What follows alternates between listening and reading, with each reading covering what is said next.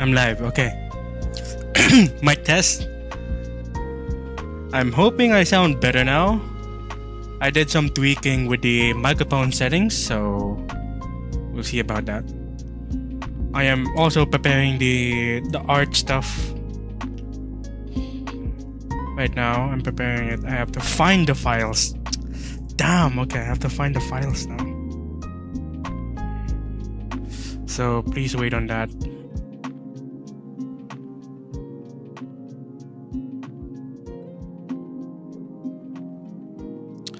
Oh my god!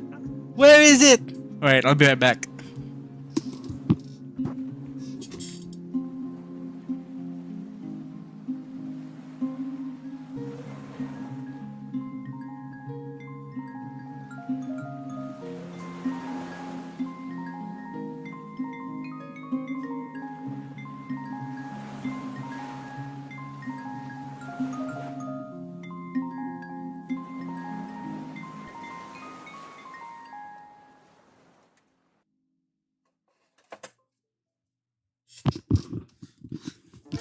Okay. Hold on guys, I have to find the files that I need to show off for later. Hoping it doesn't take so long just to get the file.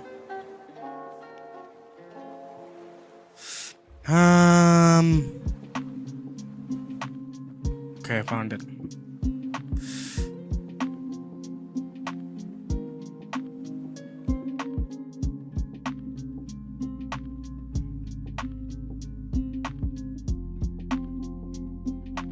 I found it, okay. So I'm just gonna... Fuck! I have to hide some files now. NDA is crazy. I have to hide some of my files now. Okay. Hold on.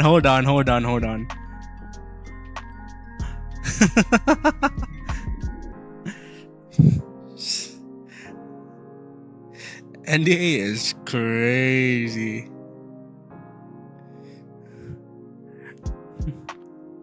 I know you guys are waiting. I know. I'm trying to make sure it's gonna be a very proper stream because it revolves around some information, sensitive information. Hopefully, I'm not showing some important files, right? So you know.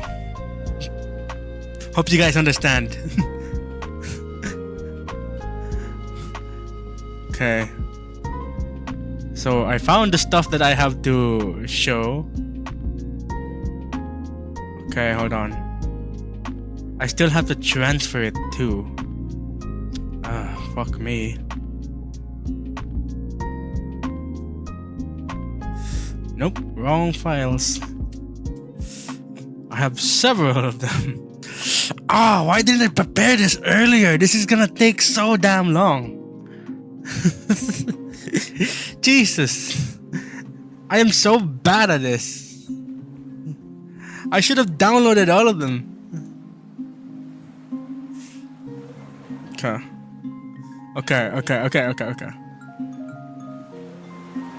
Let's see. What's in the ibis paint?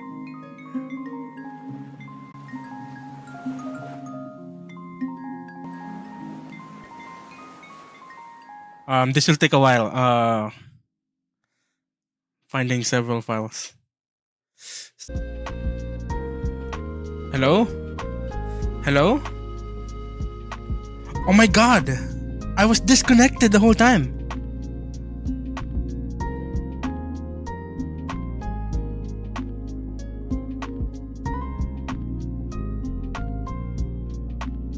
My internet's not good?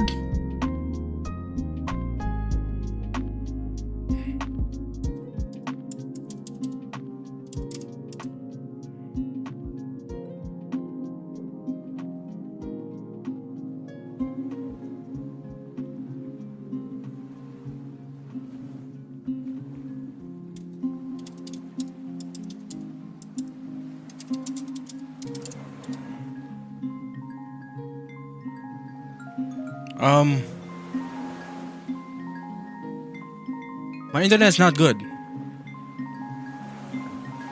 Yeah, okay, it's probably because I'm transferring some massive files right now. And my PC does not like it. That I'm transferring massive files. So I'm thinking everything's good by now. Everything's good by now, okay. Everything should be good by now. Because I'm transferring massive files. Oh my god. Things I do. And I have to download them too. The hell?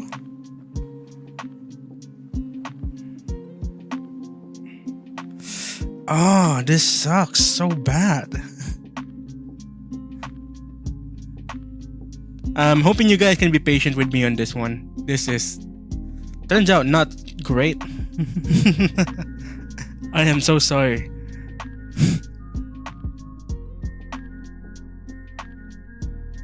I should have moved the files earlier, but here we are. Oh boy. Okay, everything's coming together. So, hoping there won't be any scuff. Oh my, another stream just got here. Yeah, another stream. My PC is not liking it because I'm moving massive files. So, you know, it's a lot of files I'm moving.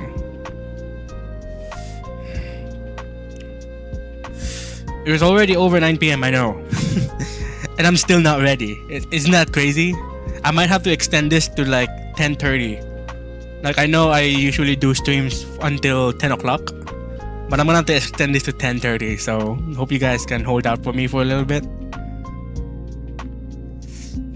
It's not looking great right now.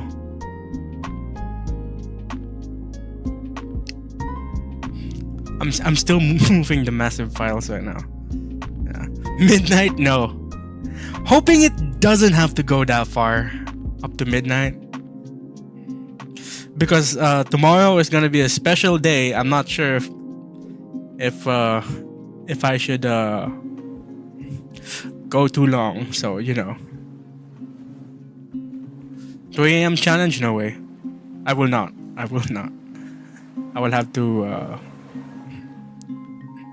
be very controlled about it. I cannot just go over the midnight streaming. Unlike before, I was watching some of my old streams before and I used to stream until 2 a.m. It's not nice. So,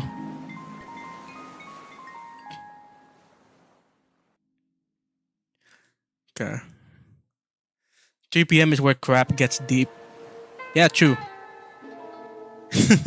True. Special day, Lever, it's because August 15 is my birthday.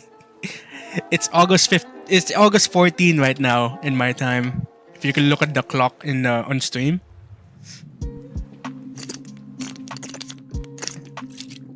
So, you know, tomorrow is my birthday, so happy birthday. Hey, Yashi. Welcome to the stream. Thank you. Your birthday, my actual birthday is August 15. I've been telling that to you guys. I've been saying this to you guys. That my actual birthday is August 15. But I celebrate it on August 17 on stream. Because 15 and 16 is reserved for family and friends. So, my doggo's birthday is today, the 14th. And my birthday is the 25. Whoa. That's awesome.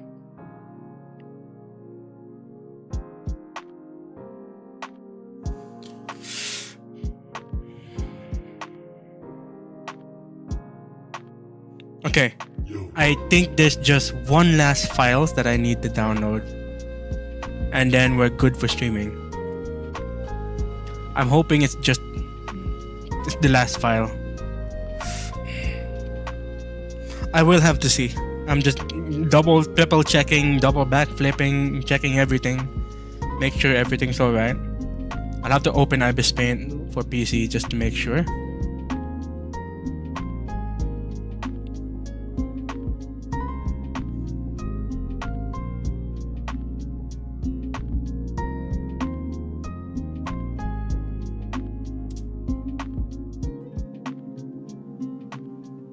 Oh, that is not good. Oh, okay, great. I was trying to make sure none of the NDA projects are showing on stream, so.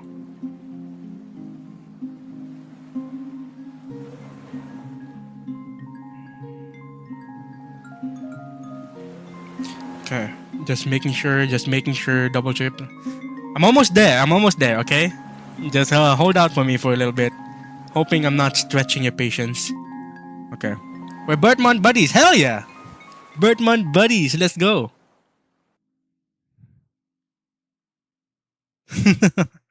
August 15 is the Independence Day of India. Thank you, Mr. Brainless Scholar, for what? I'm what? What?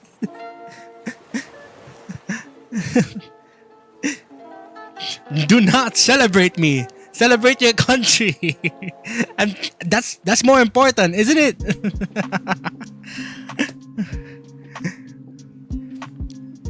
By the way, August 15th is also a Christian holiday, apparently. It's the Assumption of Mary. That's the holiday. And for us Filipinos, we're very, very religious, so it's kind of a big deal to my family. I don't know about you guys, but it's more of a big deal that it's my birthday than the holiday. So, you know. What the heck? Is it raining outside? Is it raining?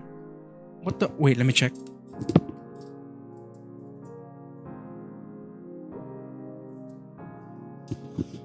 Holy shit, it's raining. It's kind of heavy. I'm hoping it doesn't cut my electricity and internet in here. The rain is a little loud. I can tell. Lucky. Hell yeah. James the NPC, welcome to the stream. Shit, it hasn't rained in for so long, yeah. PLDC time, I know. It's gonna be really scuff. Hoping it doesn't affect our internet because our house is pretty okay. Hopefully, it's not gonna leak into our stuff. Well, you have to start inventing on upgrading your setup, man. Your file size must be crazy. My files are really massive. I'm hoping to upgrade really soon. So, you know. I was thinking, because Throne reached out to me before to make a Throne page. So I was like, should I? I'm very reluctant when it comes to like donation pages or kind of stuff like that. I appreciate it, but like you know, I don't want to set up a dedicated page where you guys can spend money for me. So I'd rather work for it. I don't know. We'll see. Nick, share your blessings. How do I share this? Okay. Okay. I think I'm ready to go. I'm ready to go. Okay. Double checking, triple checking. Nah. Okay, here we go. What the heck? Okay, that's...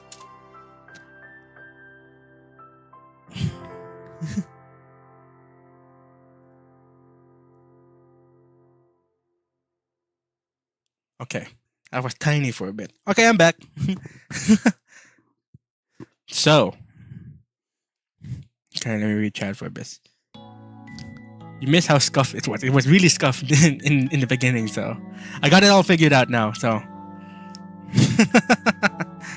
we're fine. We're fine now. Okay, just gonna set up my screen and then I'll show you guys my work.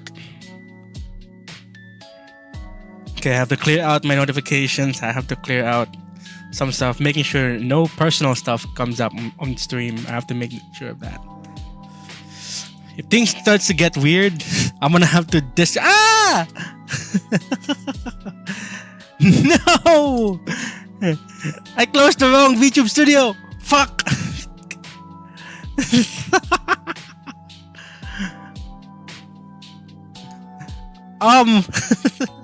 Wait. Okay. I'll be back. I promise. I'm sorry. Holy shit. I closed the wrong VTube studio.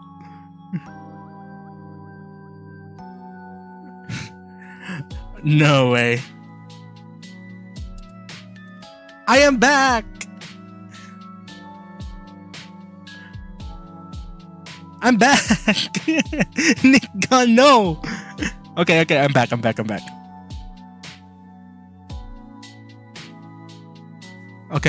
I'm back. Okay. Now, hello everyone.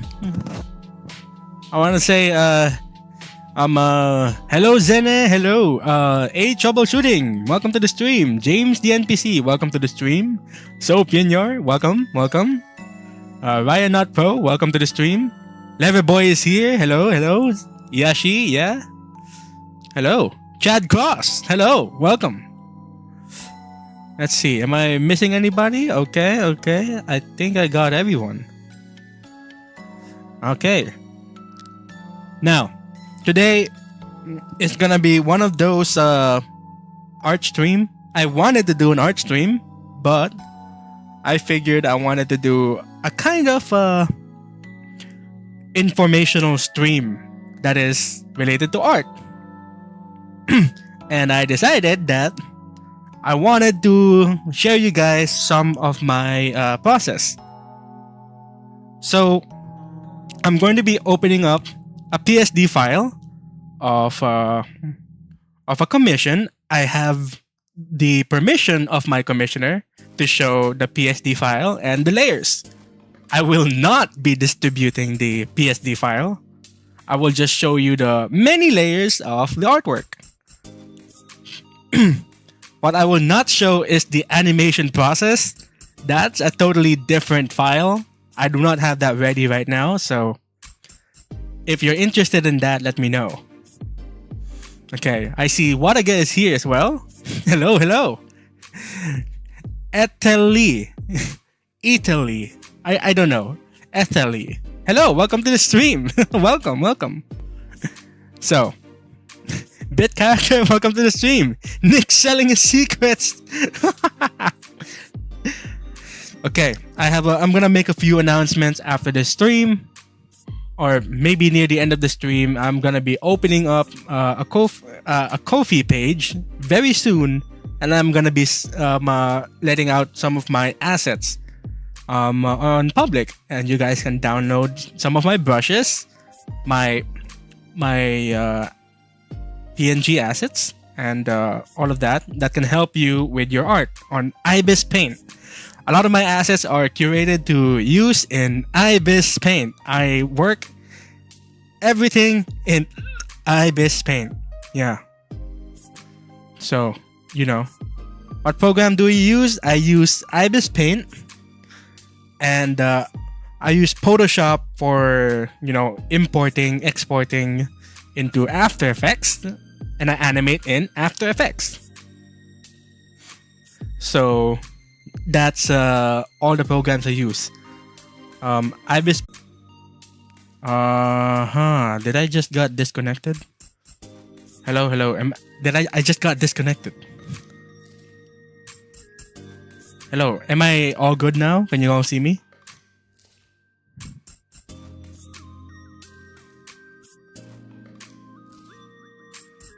Is it all good now? I'm back. Yes. Ooh, you're back. Okay. Why is my chat on stream not showing? Why is it not moving? Let me fix that for a bit. Let's see. Is it working? It should be working. Please work. Please work. I've been planning for this shit. Please work. Oh my god. Oh my god. Please work. Okay, it should be working by now. It's raining, so it's giving me some internet scuff. Okay, here we go. Here we go. Now, before we get into this, that's my iPad screen that you just saw. It's here. What it shows up here is my iPad screen. Right? So, why is it not showing? This the amount of stuff today. Okay, there we go. It should be good by now. Okay. So this is my iPad screen. This is where all the magic happens. The last time I showed you my screen, it was when I was streaming with a Samsung Galaxy tablet. Specifically the Samsung Galaxy Tab S7 FE model. It's an old model. Now the latest model for Samsung is S9. So it's pretty old, and it started to give up on me. So I started investing on an iPad Air, which is supposed to house a very powerful chip, the M1 chip, and it's very nice. And a lot of my work has been here. Now, I moved out some of the NDA files, right? But it's already public that I am working on the overlays, and those will be done soon. So, yes, it's tons of Mythos files, apparently. And some personal projects too, like, some doodles here. My submission to the Cottontails art contest for the tattoo is here. Yeah, bit character. Yeah, I kind of killed my tablet, so I had to upgrade to an Apple device. So Anyways, before I get into the PSD, I want to show you the time lapse video. It's pinned to the chat right now, if you can see. But I want to show it here on screen, on the stream. So I'm gonna mute the music for a bit, and I'm gonna try to share my desktop audio. And here we are. This is my channel. And I'm going to show you the time-lapse video. So we'll watch this. So everyone will get on board. This is the artwork that I will be opening up today. So let's watch it together. Actually, let's make sure that I'm in the highest settings possible, actually. It's a massive file. Massive video. I have to watch it in the highest settings. So I'm hoping my internet doesn't kill me. It's raining today, so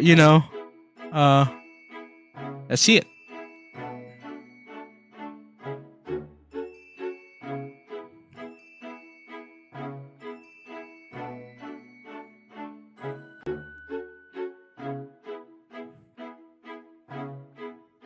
It's the seat of heaven, yeah.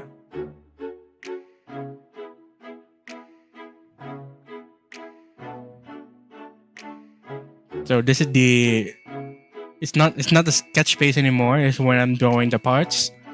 I start them all in black and white, and then this is the coloring phase.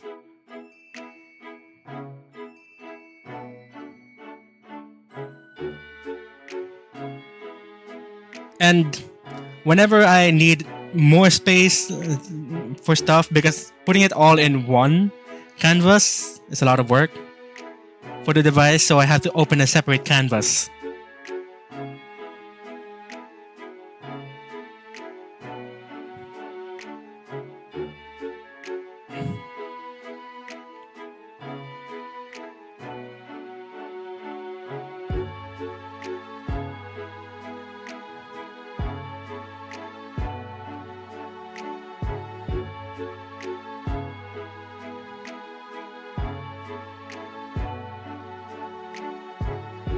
There we go.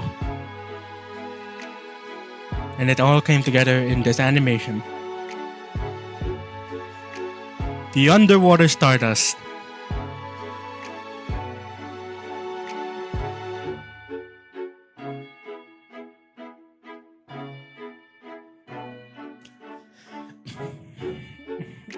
my gimmick then and I still don't.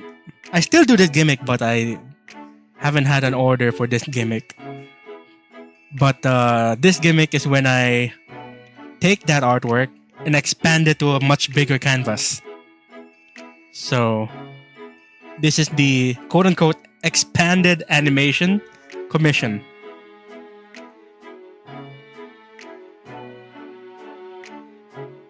I'm hoping you guys can see the details clearly. I don't think you can, because it's too detailed. It's very small for the stream, but it's a lot.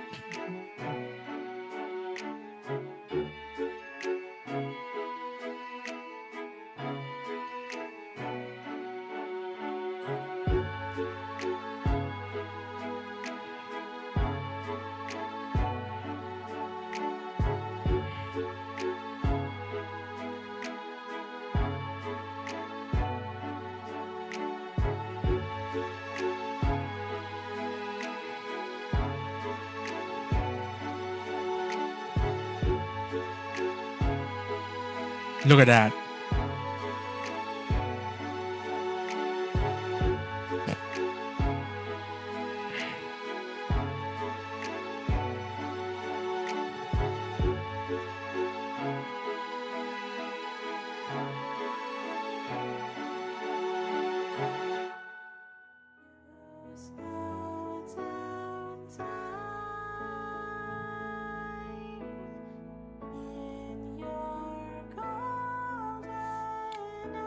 That is the artwork I'll be showing today. Thank you, Iyashi Aya.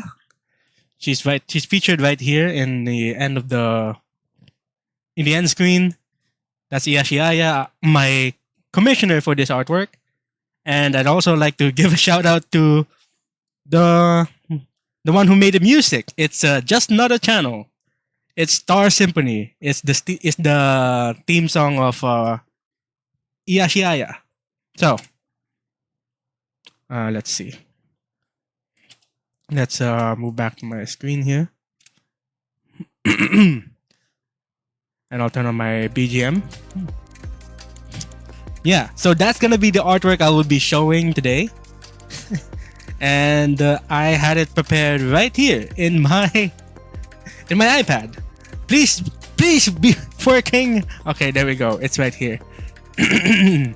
Okay, let me read back on chat a bit.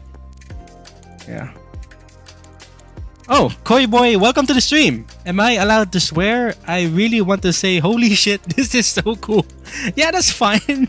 But I think the moderation of YouTube will stop your message. That cannot be helped by me. So, you know. Anyways. Oh, what is this? Dojalin. I'm sorry if I butchered your name. Dojalin. Is your hat a slime? It's so cute. Thanks. It's not a slime. It's a jellyfish. You know.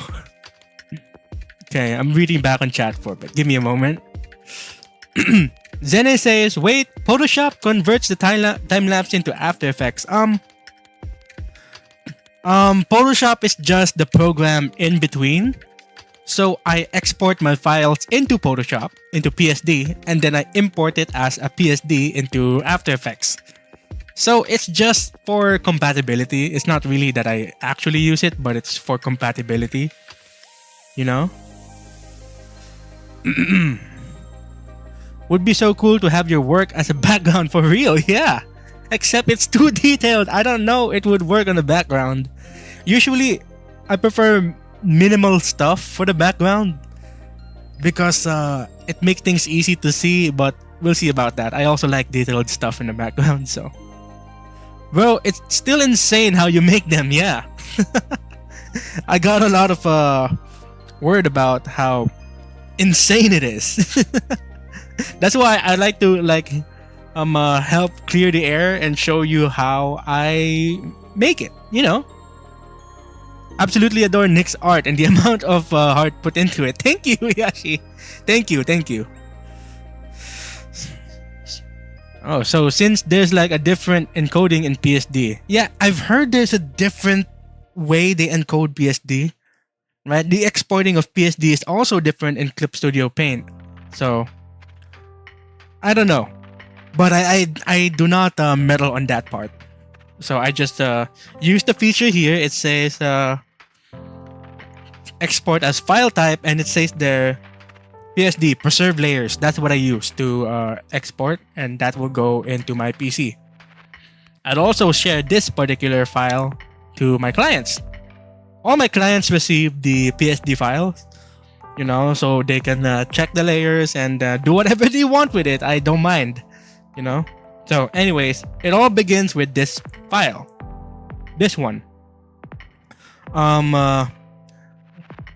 You know, and I made sure I imported the PSD instead of the IPV, which is the file for the what you call for IBIS Paint. IPV is the dedicated file format for IBIS Paint, and that has all the brushstrokes data, brushstrokes and the time lapse as well. This one doesn't have, you know, it's just, that's it. It's an import, so it starts from a blank canvas and then boom, that's it. So, anyways, if I use the other file, it will be very big. It will overload my iPad. I don't have enough space in my iPad, so I'm trying to be careful. So, yeah, let's get into it. Let's open the layers. And this is the artwork. Now, already you see on the bottom, this file has 149 layers. But that's not actually the amount of layer that will show in the creation process, because these are merge layers. These are not process layers or separated layers. They are merged. So let's remove some of the layers here. So on top, you'll see some of the color correction layers, like multiply for vignette, the color dodge layer, the overlay layer, and this is the artwork without any color correction. Right? This is it's on its raw. It looks like this. Like a lasagna, so many layers. Yes, a lot of layers. And the file size is 3000 by 4000. So it's a massive file. So, okay, I will show you something. Right? I'm gonna import something into this file, and we'll have a comparison. Right? Okay, so this is what I put. You see this grid that I put into this file? This rectangle that you see here, I'm gonna turn it yellow so everyone can see. You see that rectangle? That rectangle by itself is just 1920 by 1080. That's the rectangle that you usually see for your monitors, for your YouTube videos, and other things. That's the 1080 rectangle. So in comparison, my file is a tad bit bigger than that. So, and this is the actual file. It's a really big image. 3000 by 4000 is a really big image.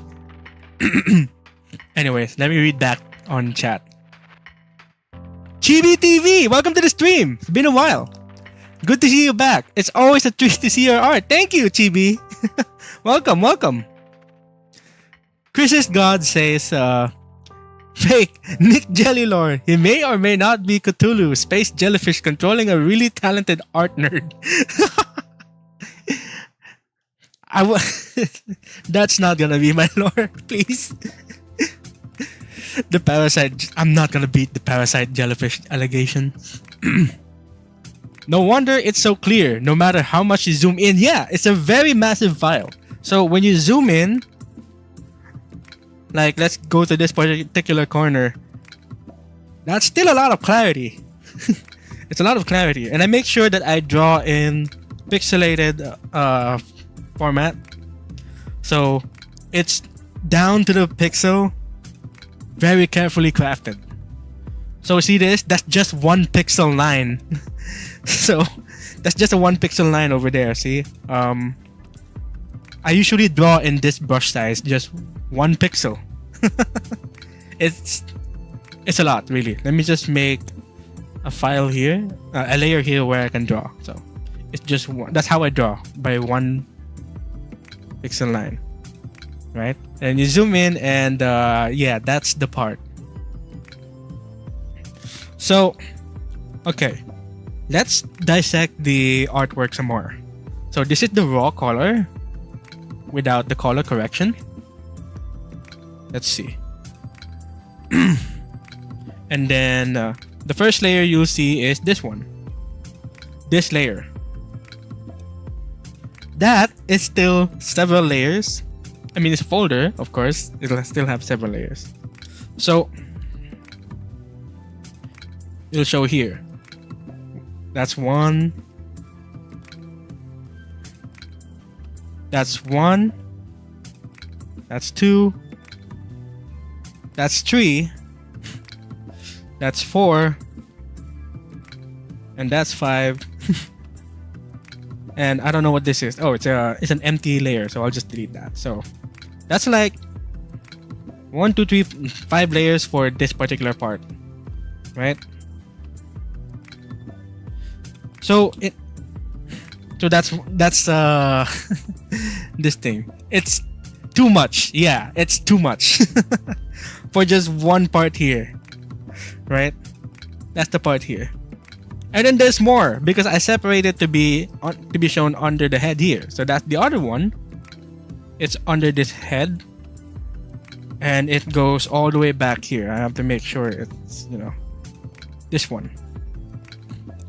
I'm trying to remember if I made it in this particular file or I've made it in a different canvas, but it shows here. We will see the other canvas later. So I put it here, and then each of these parts will be animated. Usually it's like this. Let's show frame like this, and it just supposedly it should rotate, but it doesn't rotate in the animation.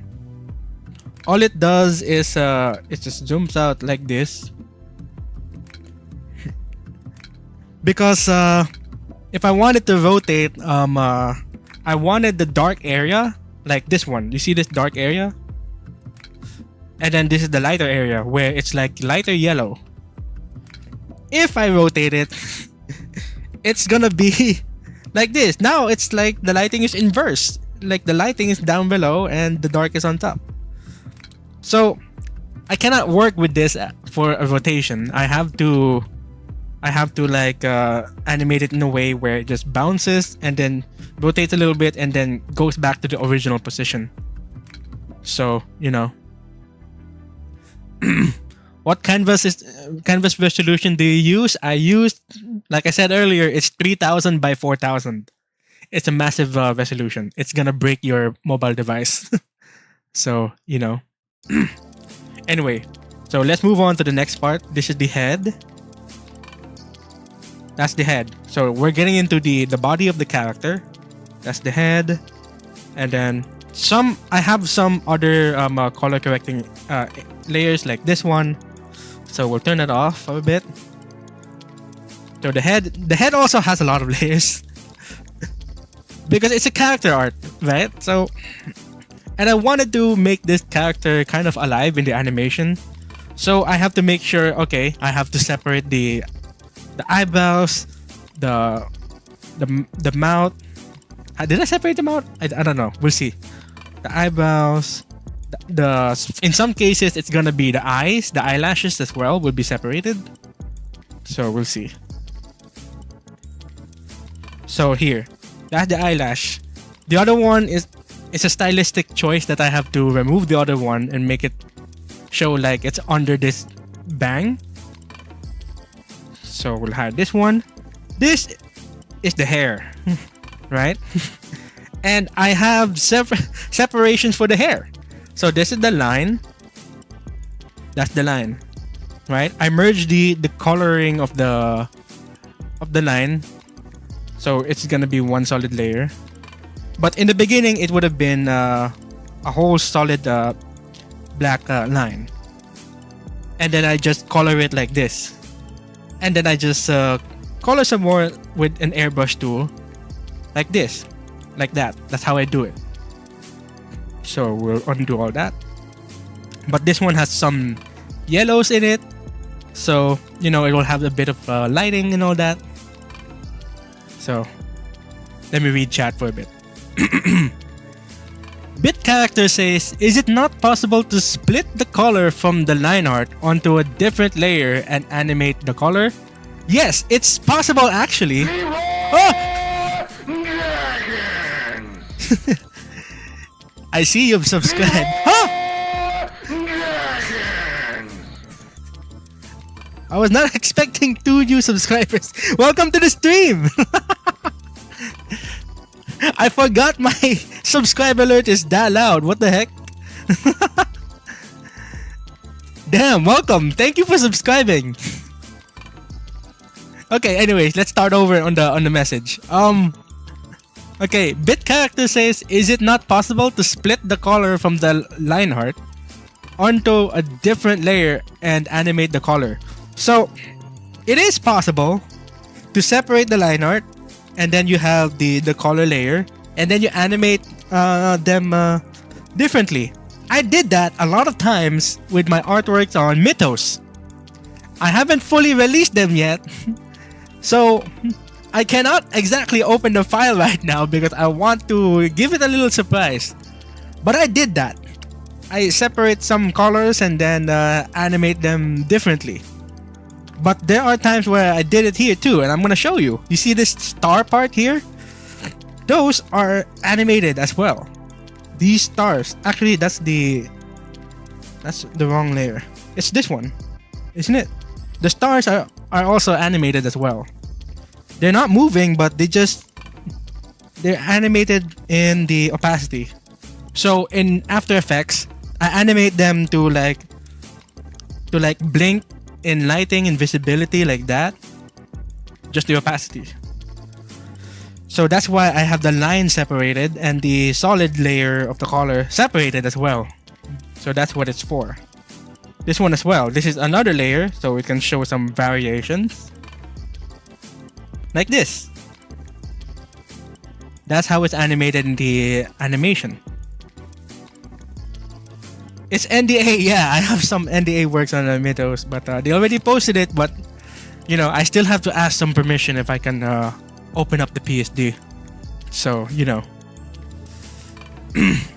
Zene says, honestly Nick, I noticed your art is mostly on blue and green palettes. I'd love to see you work in more redder and brutal looking art for real. I have made red artworks for Aries. It's recent. But a long time ago, it's more blue, yellow, and green. So if you look at my palette, right, I have some warmer colors. But these colors I use more often. This one here, this one as well, this one for the outline, and this one for lighting. And some of these I've used. These are my Vtuber palettes right here, you see in here. So, you know, I have made warmer colored arts for Apollo and Aries. I don't know if Zeus counts. There's a lot of blue in it, but it's mostly yellow. But I cannot show that yet. But you can see it in their profile. I will make an official post showing all my arts I made for Mythos. So, you know. How long did this take you? Very long time. I have been working with Iashi on updating this and stuff, and it took a very long time. I kind of forgot. It's several months in the making. Months in the making. It's very, very detailed. Would not trigger my OCD. It will trigger your OCD. A lot of this is a mess, really. but I tried to work very, very symmetrically and orderly, you know. Yeah. Anyway, so moving on. That's the animation for the hair. I have several layers for the star effect, and that's the same for some of the other parts here. I have some star effects right here. The same in here. I don't know if these are animated so that the stars will flicker. So, you know. Yeah. I think the same is with the background, because the background also have those star-like shapes, but I use circle, and then the in between is just the star, right? And then they flicker in opacity as well. So it's the same principle, except this one is just put on a body part. So that's the hair, that's the eyelash, and let's move on. So these are the kind of things that you don't see in the artwork because they will not be seen anyway. So most of these will be a mess, but I don't really mind. There are some people who likes to make sure even the inside is like pretty well drawn. So, you know, me, I kind of don't care. I want to save some time. So, you know. Bit character says, "How is this a mess? Goddamn." Then what do you consider orderly? I don't know. We have a different standard on that. Anyway, let's move on. So other parts are here. I have other color correcting layers. I think this is one of them as well. Yeah, I disabled this earlier. And then this is another part. This one. Right? This thing is another layer. So, okay, I'm going to emphasize this a little bit. I'm going to white out the entire background. And this is the other part, right? So I used to play around with the symmetry tool a lot. And what I do is I'd open the symmetry tool, and then I usually keep it below here at this layer, make it divisible by 4, you know?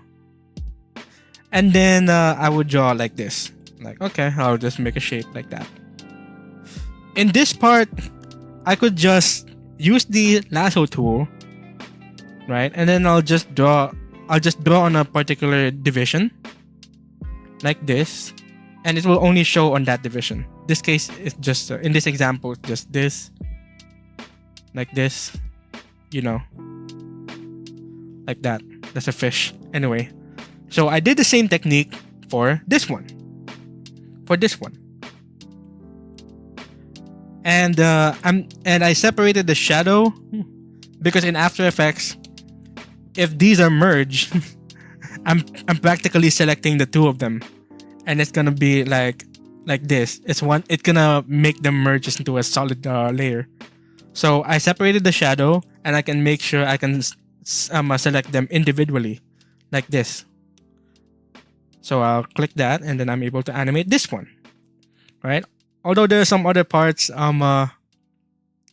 you know, I fixed it up in After Effects, but for this case, I merged it all, and it looks like this. So in After Effects, I draw them, and then I'll select one part, and then I just make them move like this, you know, like that, and they alternate. So, anyways, let's move on. So the next part is here. Okay, let me read chat for a bit. Zenny says, "OMG, want to experiment with this?" Yeah, be playful with it. Yeah. I want the PSD with perms. No, you cannot. We already talked about this. You will not have the PSD. This is a very important file that we have to keep to ourselves. Anyways, next is the sash over arms, because, you know, as per the character art reference, this is part for the character art. The arms is an interesting layer. Okay. The arms is an interesting layer. So this whole thing, I will white out the rest of the canvas. It's the arm layer, right? So, and it comes with several layers as well, right? And even more layers too. Okay. Goddamn. Okay. I want you to keep in mind, I said earlier that the entire file is 130 something layers, right? 140 something layers, right? But in each layer is at least 4 layers within it. It's just merged into one layer. So you look at the total layers right now. I want you to quadruple it, and that's the actual amount of layers. Minimum. So there's even more. It's going to break your mobile device. You would really have to invest in a really high-end mobile device, tablet. I mean, or just work on the PC.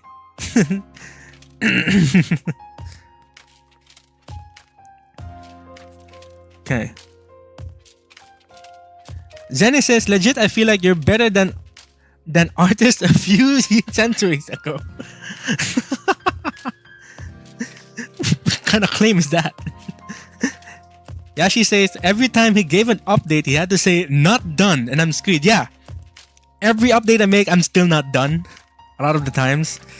I still think a lot of things has a lot of room for improvement. So, you know. 600 layers, yeah, it's 600 layers. I have times when my layers went up to like 400 layers, and it's not even the final amount. It still has to go on, but my device started lagging, so I have to like merge some layers just to add more layers. So it's killing me, and if it's not enough, I'll have to open a separate canvas. So I'll show you later that after this canvas, right? It's not enough, right? I have to open another canvas, like this canvas. I'll have to open that, and then I make more parts here. There are still more parts I have to make here, like this. That's where I make this. Here, even this part is here. This part is here as well. You know, I have to make this on a separate canvas. And there's even more. This one too is on a separate canvas, because working on a single canvas was not enough. I have to open up some more. So it comes with several circle layers. You know, my famous rotation circles are in here as well. See, the separation is still here. I didn't merge them because each layers will have to be animated. So like let's see, what layer can I hide? This one. That's just one part. Right? I think you know where to find this part in the final artwork. Even more so this one. Right? Let's see the layer separation of this one. In total, this is... How many layers is this? It's 124. This entire canvas is another 124 canvas. Layers, I mean. 124 layers. So let's delete this additional layer. So, you know. Let's see. That's another separate... And these are separated as well. See? There's 1, 2, 3. And more shadow layers here. Here.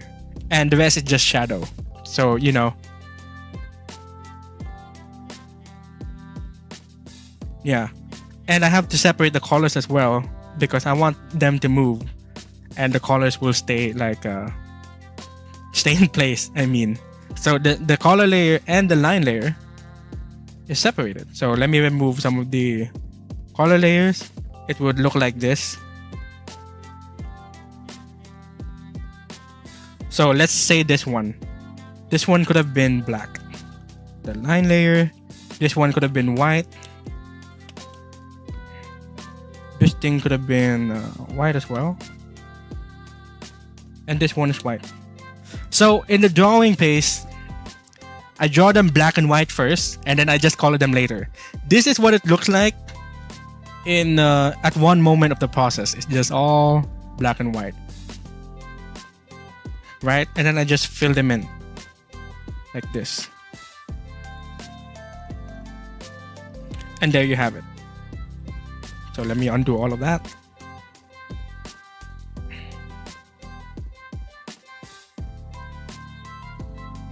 Yeah. So let's get back to the arm. Let me read chat for a bit. Hey, Dangerous Callers is here. Welcome to the stream. Gabi na. I know. I will end stream 10:30 because I kind of started late because of the scuff. So I'm gonna end the stream 10:30. It's okay. Give me 30 more minutes. I still have time to like talk about the layers. Maybe I'll extend it to 11 o'clock because there's still a lot more to open. Like this one too. It's a massive file. So we'll see. Okay. The Amazing Cat asks, Nick, question. How much you think my drawing cost? If you say like $1, I wouldn't be offended because I would draw something for 55 pesos. I don't know if it's up to me to name your price. You know? This is quite a sensitive topic because we're talking about finances. And I'm thinking even artists would think like their worth is by the amount you price yourself. And I don't want to, and I don't want to offend you. I know you're starting out into getting into the commission world, and I don't want to sound like I'm devaluing you by giving you a very low price. And I know you're starting out. So right now I want you to invest yourself in becoming a better artist before deciding to start selling yourself. Because I think it's easier for people to say that I want to buy your art. But it's a lot harder for people to say that they're gonna actually pay for your art. I think I'm very dodgy about this because, I don't want to give you bullshit. Does that make sense? So, for now, just keep working on yourself. I cannot give you an exact answer to that. I'm very sorry.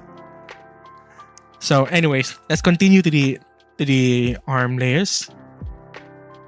So what's in this arm layer? Right? I wanted to give more depth and layers to some of the parts here. Like this one, this could have been part of the entire arm, but I kept it separate to give it some extra depth, if you know what I mean. So this could have been hidden, and that's the whole arm. The arm is here. This one, that's one layer. Right, so you see this type of shading is just the lasso tool. It's just the lasso tool. No, not the lasso tool, but the lasso brush, like here. The lasso fill. That's just this tool. Right, I'm trying to remember how I do it. Like that. So that's how I shaded this part. Although you can keep like a separate opacity and then have it stack up like this. That's why you see like several layers of like prism like coloring like this. Right? Some of it is just freestyle. I just do that, and then I think that's cool. I just freestyle it. Right? I just keep it on exclusion, so think it will get some interesting shading like this. Right? So, anyway. So, let's hide the arm layer. Now this is the hand. Right? And I know some of you may be familiar with some of my old styles where I did this kind of layered liquefying technique. Like this. It's just copy paste of this one layer. So this is okay. So we get to that. This is the hand. This is some other detailed circular parts, because you guys know I like drawing circular parts, right? So this is the sleeve layer. I don't know what to call it actually. So what layer is this? This is the line art layer. It looks like this. So when I'm drawing, right? This is what it looks like in the beginning. It looks like this. Like that. That's what it looks like. right? So let's hide every other layer. Right, that's what it looks like when I'm drawing this particular layer. What I do is I would select this layer, magic wand the outside, invert it, and then I have the entire solid layer that I can color like this. And then I just fill it in with whatever I want to put in, like there.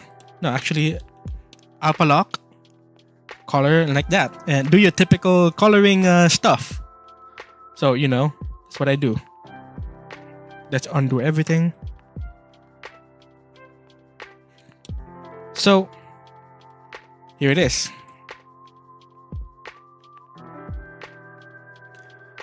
But this is just one merge layer. This is actually the infills, is that what it means? Right? But I had to make this is there's some compatibility issues when it comes to like folders becoming a clip layer. So I had to do this thing called the add layer from folder. So I do this and then I just do that because there's some compatibility issues with After Effects. It should have been like this, like the folder is clipped to this solid layer, right? That's the layer, and then this fill will go here.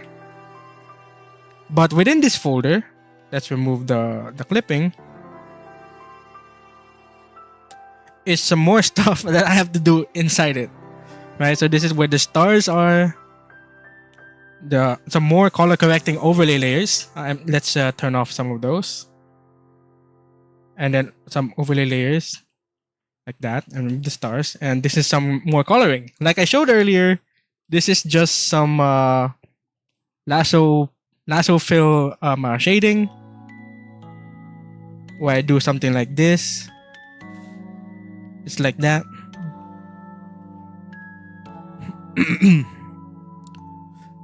So the stars though, the stars like this, how I made them is I have a particular brush for it. So I have this neon particle brush. So let's visualize it as a black color. To keep things simple, it would look like this, right? And then I would just draw the lines to make that constellation.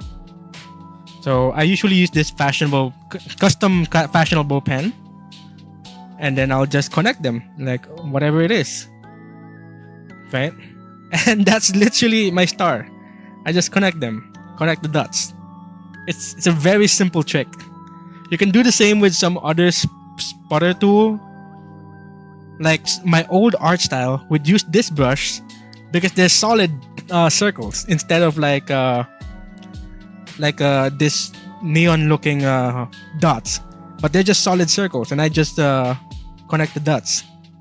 So except they're not black, they're just yellow. So hoping that makes sense to you guys. So let's put this back. So put the infills where they are, and this is the white layer for the character art and the stroke. Now what you see here is some of my old tricks, like back then. You have seen it in some of my old artworks, like the Giratina artwork, the Green Tea artwork I've made in the past. If you remember those, right? What I would do is I would just duplicate this layer into one solid layer like this, right? And what I would do, I would put it here. Okay, I'll put it here. I'll take this liquify pen, and I just drag them. That's it. It's that simple. I just drag them and then stretch it on the bottom, and then you got this thing. And I just had to do it several times, and it gives me this effect. It's just the same part over and over and over again. See that? It's the same part. They just have some different colors. I just use an overlay layer to change some color to make some variations in depth. and that got me this effect, right? And some more circles, because I like working on circles. You know. So that's the arm layer. So that's one arm layer, and I don't want to repeat the whole thing. It's gonna kill me, right? And I made sure I have to draw a part where it's like much longer. And okay, I'll just copy paste that and mirror it to this side, so I don't have to kill myself. You know. So that's the arm layer. So let's hide that. We got some shadows of the arm layer now visible here. And then the hair is here. Let's show the folders. You know, typical hair drawing. And then some parts are on top of it here. Let's hide that. The chest is here. Nothing shows underneath. It just the parts that's only visible on top. The beads. These are actually the pattern brush of, where is it? Here? I think it's this one. Is it this one or this one? Yeah, it's this one, right? It's just this, actually. I'm gonna release this brush later on in Ko-fi, so you guys can get to play with it. Because I don't wanna think too much about these beads accessories, and a lot of character arts have something like these. And I thought I don't wanna kill myself. so I use a brush. You know, I'm gonna take it easy with me, for myself, you know. So I'm gonna show you how I made this particular part. So this little part here that you see here, I'm gonna put a white background all over it. This small part has all the techniques I do on every part of my artwork, right? Anyways, I'm gonna read chat for a bit. Hold on, I'm gonna catch up with chat. I'm gonna read chat for a bit.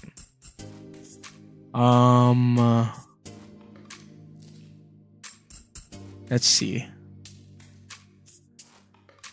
Dangerous Colors says, every day I wonder how your art tablet is able to tolerate so many layers and large canvas resolutions, because your art style is so intricate. I wonder how too. It keeps dying on me, honestly. Like, I'm pushing it to the limits, so I wonder too. All I just do is I just keep adding more stuff the way I want to. And then it keeps saying, oh, you have so many layers, please reduce the layers. It's killing me. There are actual error messages that's coming up to stop me. So, you know, and I hate it. I'm like, it's pay to win at this point. Just buy a bigger and more powerful tablet, I guess. You know. Asushi is here. Welcome to the stream. Welcome. Yashi says, Nick likes circles because circles are forever like the immortal jelly. Hell yeah.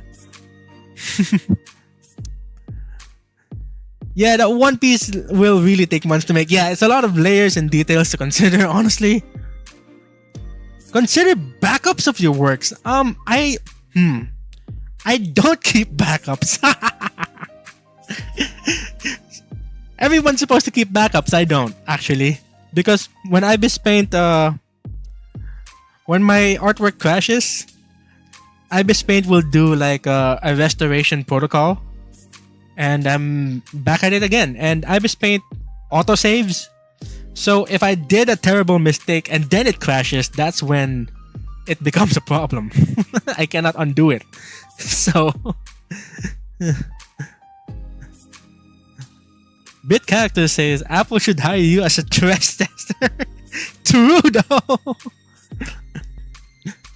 Bit Character says Samsung PC manufacturers should really hire you as a stress tester. Pushing shit to the limits, yeah? True.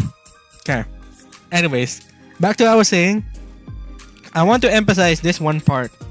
This star, although it's so small, I still took some time to make to make it look good. Even if it's like a really small part of my piece, like yeah, that one speck, I still give it a lot of attention. Like you see the coloring, the lighting, and the shadows and layers and stuff. So I will show you. All the things I do is in this 1 star. So what I do is I keep a brush of 2 pixels. 2 pixels is all I need. And my brush. See, that's it. That's the typical brush size I work with. It's either it's 2, 1 is really pushing it. Maybe 3 is a little too much for me. I consider 3 too much already. Like, oh, that's too thick. So I just go with 2. So what I do is I just make the star. So let's make a typical star like this. Right? It's not perfect.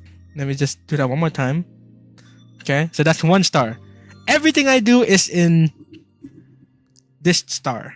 2 pixel default brush. I remember someone was asking yesterday if using a default brush is enough, and I said yes.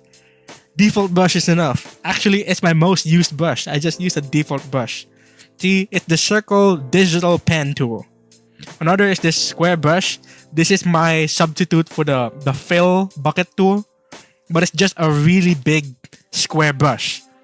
I just don't use the bucket tool. It's just a really big square brush. But it's actually, yeah, it's square. See? What I keep is really big to this size. Another, if I really feel very picky about the size and the width of my brush, I just use a triangular brush, because at least it gives me some variety on the side. Because this is a triangle brush, right? But if I reduce it to the size of 3 pixels, it looks like there's some variety going on, and I like it, right? In a certain direction, it's just very thin. In a certain direction, it gets thicker, like this. See? So, and I figured that out by just looking at the brush, and I figured I want to half the brush, and mathematically, triangular shape seems to do the trick. So I did that. So the triangular brush gives me a bit of variety in very small size, like this. The default circular brush is my typical brush. So I make a shape with my default brush in 2 pixels, and then this is my entire process. So watch closely. I select the outside, invert the selection, and then I just have my shape like this, right? And then I do my typical lighting with the airbrush like this, right? We're getting there already. And then I work on the line art. Usually I start with this color, fill it in like this, give some variety. So okay, I'm gonna use this color. Maybe if I'm feeling it, I'm gonna get some variety in here, right? Maybe I want to darken the part, so let's go here like that, right? And then I would put the whole thing in a folder, usually in a folder like this, to keep them all solid.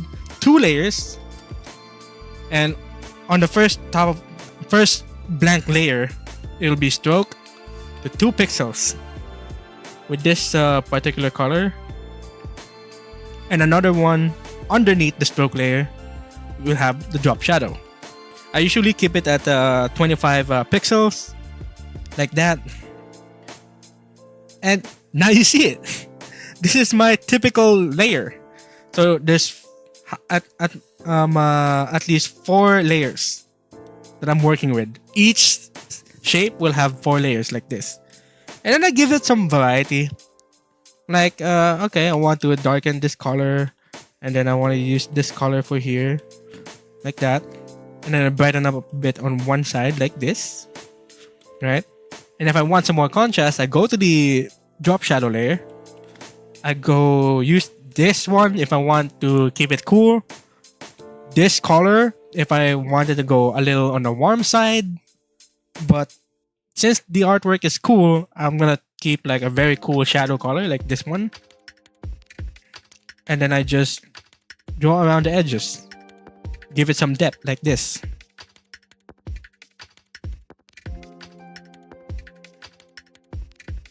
right? And then it'll contrast to other pieces and make it feel layered. So in here, this is the solid color layer. I'd go up another layer, clip, and I use overlay. So I would use my default brush again, my other default brush, and usually in 100 opacity, this will be the resulting shade. My typical shade will look like this, but I kind of want to give it that the prism look that half the opacity does. Maybe I'll go down here if I'm gonna put a lot more layers of the prism effect that I'm about to do, and it goes like this.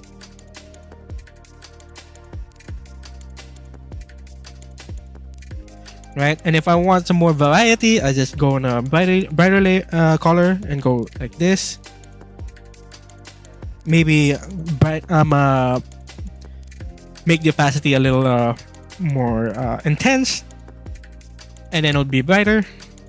Maybe I use this color if I want to highlight a certain area like this, or back to the darker color if I want to darken a certain area like this. Maybe I can be playful, use another color, and it will look like this. Blue gives me this effect, and I like that for it. And that's the star. That's just one layer. And if I'm really feeling it, I'll put another layer on top of everything, and I'll just put some more layers. So I would color pick one of the brighter ones here, and I'll do this. Yeah, so it gives it like an edge, if that's right, like this. Yeah, and that's the star, and it's pretty shiny. And if I could experiment with like doing another overlay layer like this, so the color can be can have some variety like that. And that's it. And that's the same with every other parts that I make. It's with the same principle, like this. So so everything is contained in this one star. All the techniques I use are in the same thing, same principle. So so that's why, like, every part you see here, like this particular star, it probably took how many layers? Like 1, 2, at minimum 5 layers actually. So you could look at the total layer for this PSD and just quintuple it, maybe quadruple it if just to be sure. And that's the minimum amount of layer for the artwork. So everything is all in this one star. So I'll delete that, because it was for demonstration. So everything's in this one star. So is this bead layer, so is this chest layer, so is this arm layer, so is this hand layer. Same principle. So the same with this the head layer. Same principle. Now you see it. All the techniques is just contained in that one star. So yeah.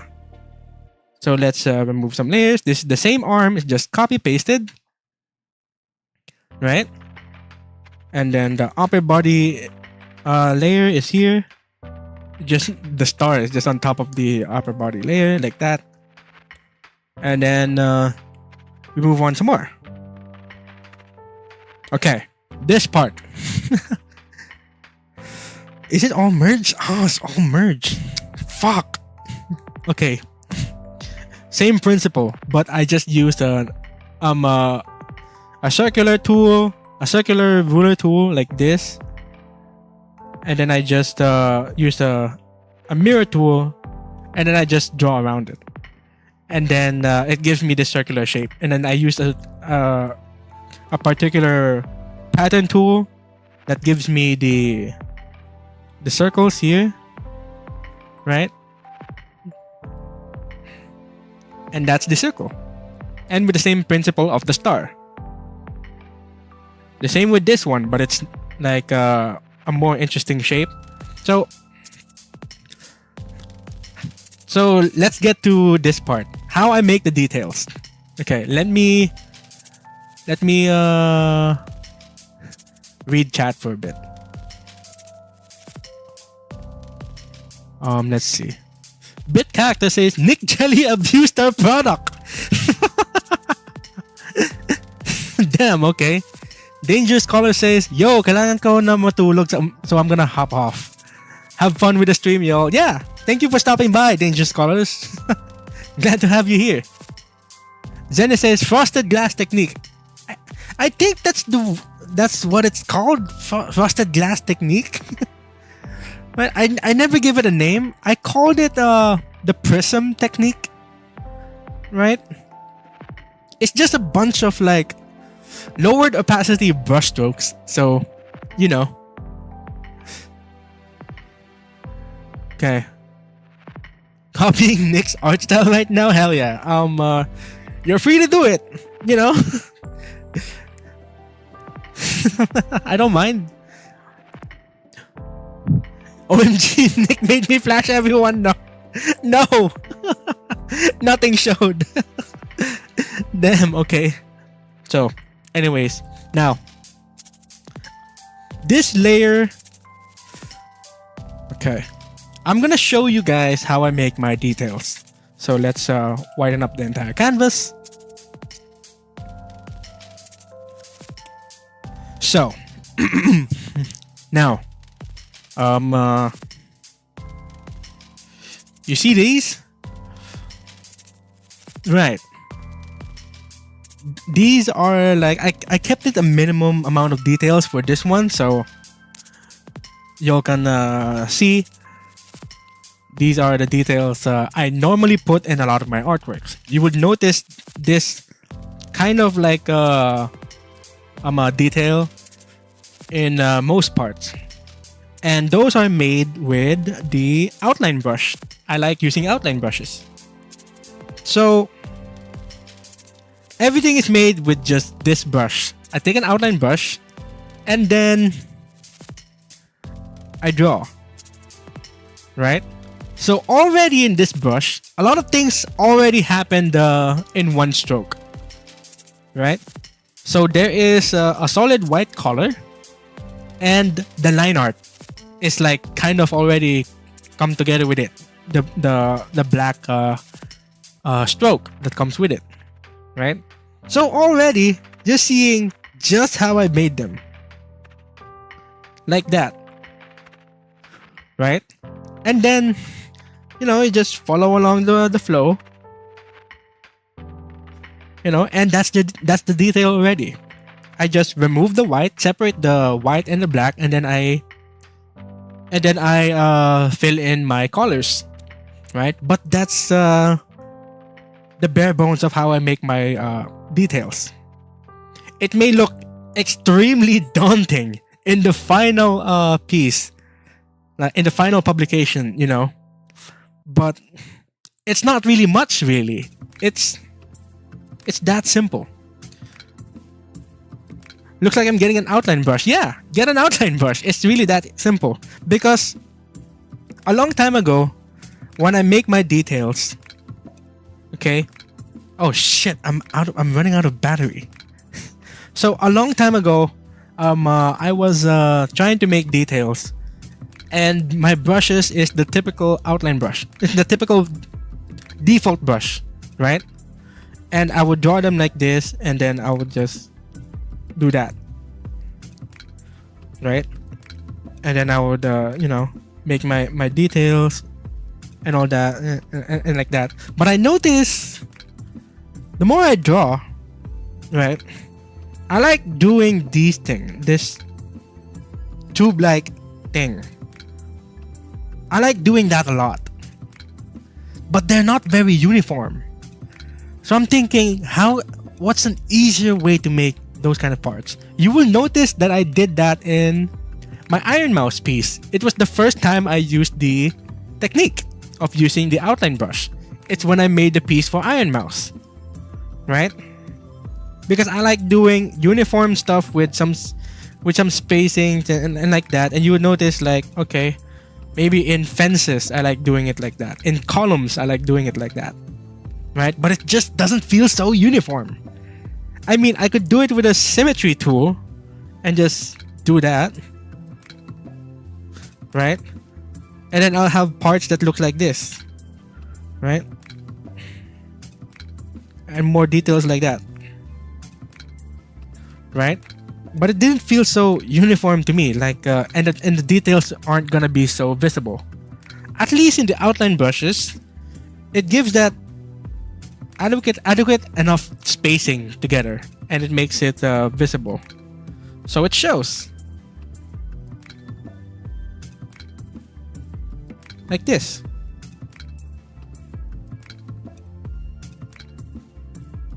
So in a typical Greek vase, it would look like this. And oh, I can make circles out of it. And oh, maybe the same thing that I wanted to do too, I can do it here. Like, oh. Wait, hold on. I'll be right back.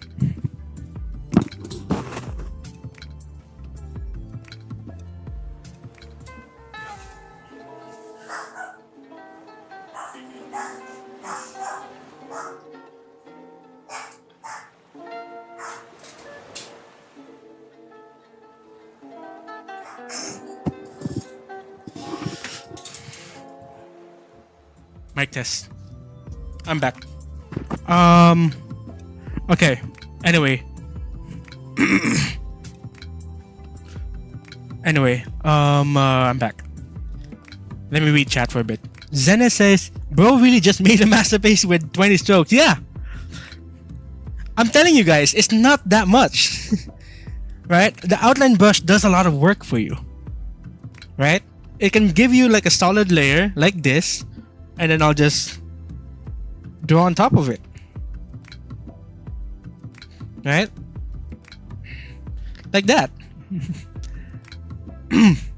So, you know, like I can do this, and this is gonna be my solid, and then I will fill it in with all the details like this. You know? So that's the magic of the outline brush. The outline brush does a lot of work for you, like I said earlier. It gives you the white fill in the middle. It already gives you a black stroke on the outside, and it gives you like, yeah, that black stroke can be your line art. So you can just clear out the white. That's your line art, right? And that's what I did here, right? So you can see it, like the details very minimal here. You can really see it, right? Like I use a circle tool a lot, and then I would use the outline tool. Boom, that's my circle, right? And I use a mirror tool too, so it kind of compounds like that, right? And then I will go back to the normal brush, and I'll just fill it in.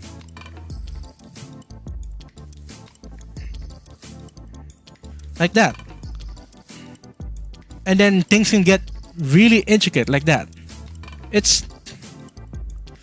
a lot easier than it looks, although it's very daunting in the final product, but it's a lot easier than it looks, I promise. You know? Minimum is the new maximum. I'm not kidding you guys. It's the minimum amount. Right? Like, look at everything else. What about this? What about this? Right?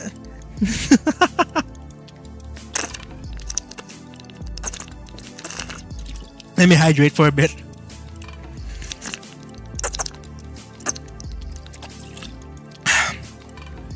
So, you know, now you see it. With the outline brush, I made everything. With this too, you can see it. You can literally see it. Right? I feel like I'm being tricked for real. Everything is an illusion, bro. Right? Like when you look at an artwork, okay, if you look at any modern traditional artwork and it has like very flowy and then sputters and all that, you do not draw them by hand. There are techniques out there. Maybe you dip your brush on a paint and then you just swing it and it makes that sputter effect on your canvas. You do not draw those sputters individually. It's gonna be a pain in the ass. It's the illusion of details. It's a lot easier than it looks. It's about technique. So, you know, you get it. Like this. Okay, for example, this. Right? It's just the mirror tool. Okay. I use a mirror tool. I use the outline brush. Okay, I go on a diagonal part of it and it's just this. Right? Like that. It just, that's it. It may look very daunting in the final product, but that's how I do it. You know? You get it now? So, some I'll have to fill in some spaces. I'll have to, you know, make my solid and then to make the colors and all that. And that's it.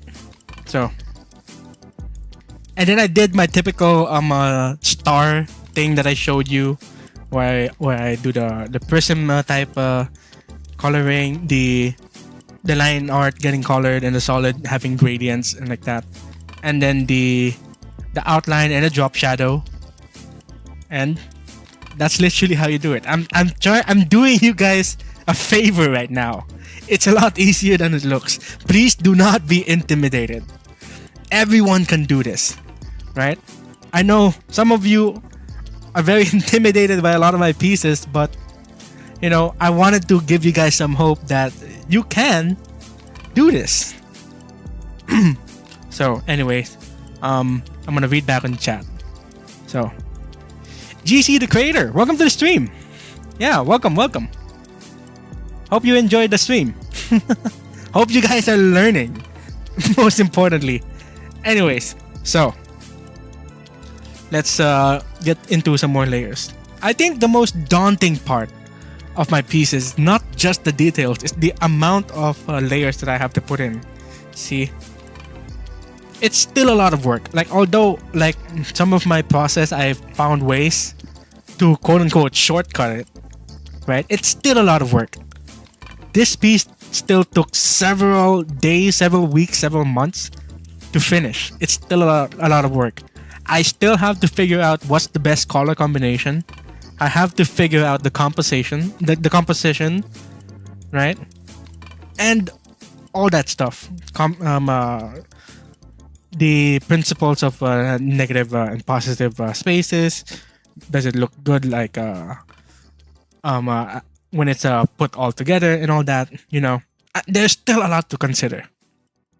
It's still work, despite all these quote unquote shortcuts that I'm showing you guys, right? So, you know. So moving on. So this is the dress layer. Like I showed earlier, there's this star effect that I have to make, right? And it's just animated. I animated the opacity to go flicker like that, and it's just I have made a brush for it. It's this star brush. This one, right? Like this. it really fit in the layer already, but it's just the black color in overlay layer, right? Although if I put in the correct color, which is this color, and then I lower down opacity, now you see it. That's how I made it. In varying opacity, that's the star. And if I want to put some more details around it, like, okay, I'll just put some more parts like this, make it connected, give it some style, you know. And then this one will be the vertical ruler. I'll put one here. And then I'll just do that. Maybe I'll just put some more details and just put a circle like that. That's the star. That's the star effect, right? And then it just flickers in opacity. So it just flickers in opacity like this. So that's the star layer.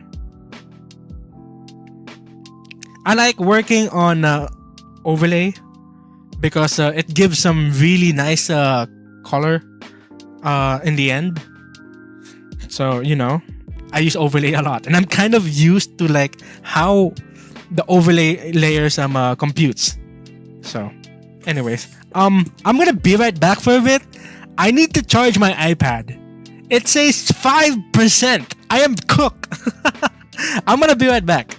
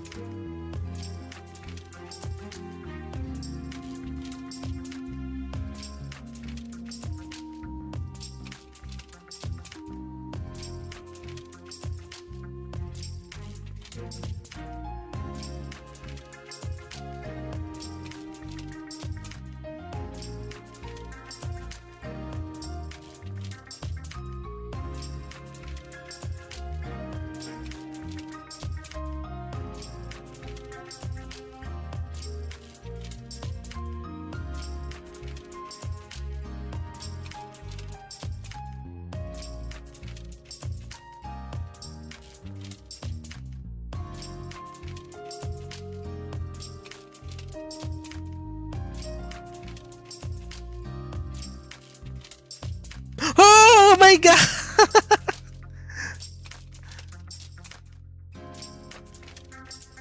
Oh my god!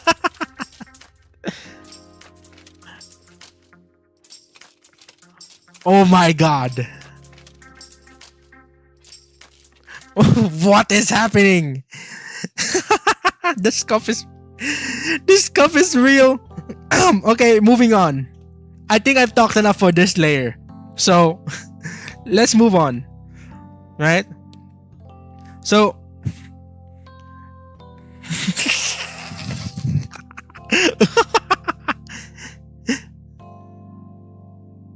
shut the fuck up. Shut up. Oh my god. Okay. Anyway, Bit Character asks, so I gotta ask, what's your process to set up your composition and color palette? Do you do thumbnails? Big shapes? How do you design your pieces? Asking because your pieces are readable even with one. With all of the intricate details and layers. So, okay. I think that comes with a lot of sketching. Right? Because I do not have the sketch layer for this one. So it comes with the sketching. And that's like a whole nother topic. I will get to that. In this stream, I will get to that. So bear with me. I will get to that part. So anyway, let's talk about this part. Right? Let's white out the whole thing. Oh, I forgot to hide this layer. This is a massive layer. This is a massive amount of layers for this one actually. That's a lot of detailed stuff. Although I showed my shortcuts, it's still a lot of work. So, you know, look at it. So anyways, I will get to this part. So I want to show what I did to this skirt layer. Right? It looks like your stained glass parts. But I was in the flow of it when I was working in this part. That the flow is usually like this. Digital circle brush. And then 2 pixels. And then I just draw this. Like this kind of curved line. And then I would do a straight line like this. It's a very old way of drawing. It's like how you draw clams, you know, or maybe flags even, or cliffs, right?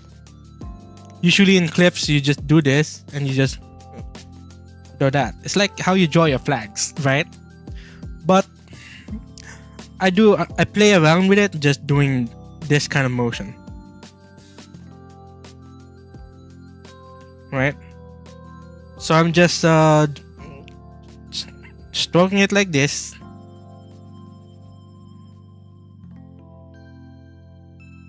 And already you can see the effect. It's just like that. So it's like when you're drawing flags or cliffs and you just draw a bunch of shape like this. I draw a lot in this motion, like this kind of motion. That's the motion that I draw with. If I'm getting playful a little bit, I would just draw it like that. If I'm getting a little playful. So that's how you see I achieved this part. And then in the coloring paste, okay, I'm gonna do this whole thing. I make sure each shape is like isolated and closed off, no open gaps or whatever. And then, you know, the typical thing, I would just do this.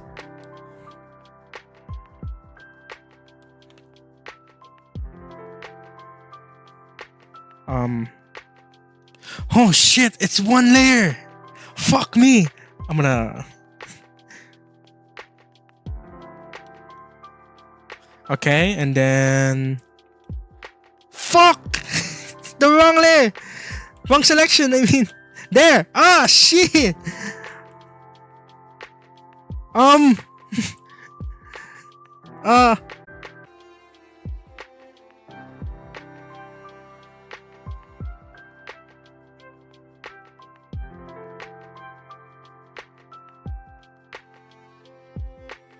Am I back? I'm back. Okay. Damn. This weather is getting into my internet. Damn. Okay. Okay. I swear this weather is getting into my internet. I hate it. Yeah. Okay. Anyway. So. I was showing you how I colored this part, right?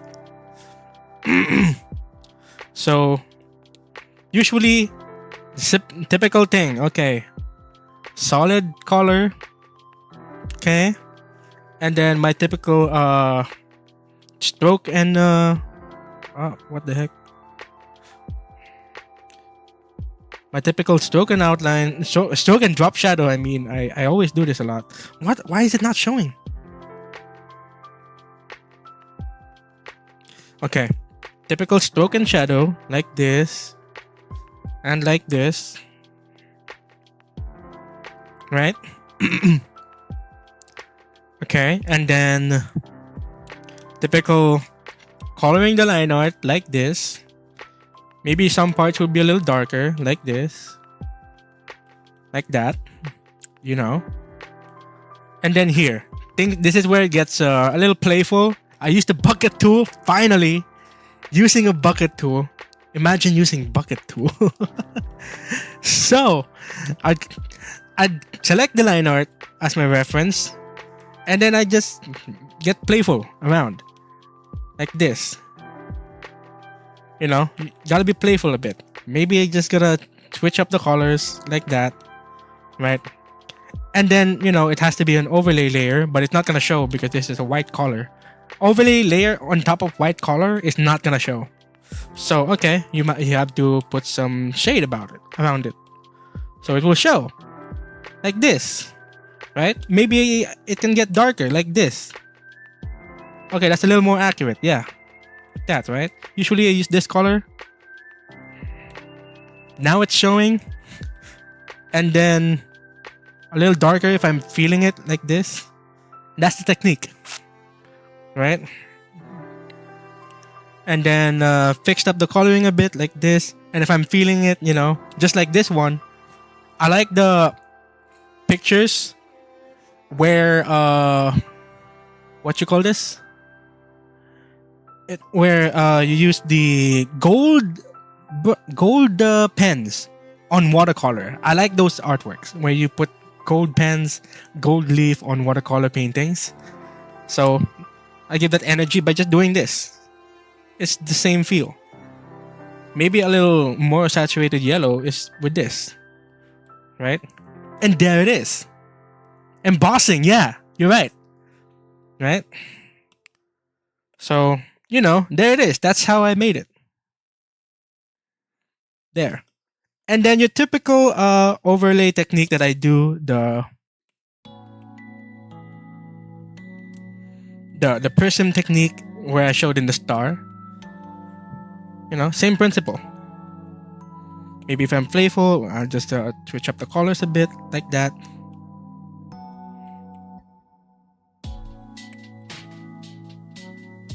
There it is. I achieved it. It's kind of like that. The Japanese thing where they fix ceramics with gold. Yeah, same principle. You know, that kind of thing. I like that. Where they put gold stuff to fill in the cracks. I like that toast. I like that. I like that thing, you know. Should do more of these. Probably will. You know. So that's how I made this part. And that's the same with this. Same principle. It's the same principle. Out here making commission again. Oh no. Please. I'm already dying out here, so I would appreciate it. Hope you can be patient. I have to finish my work with Mythos, so you know. So yeah, that's how I did this part. You know, it's the same principle all around. You know.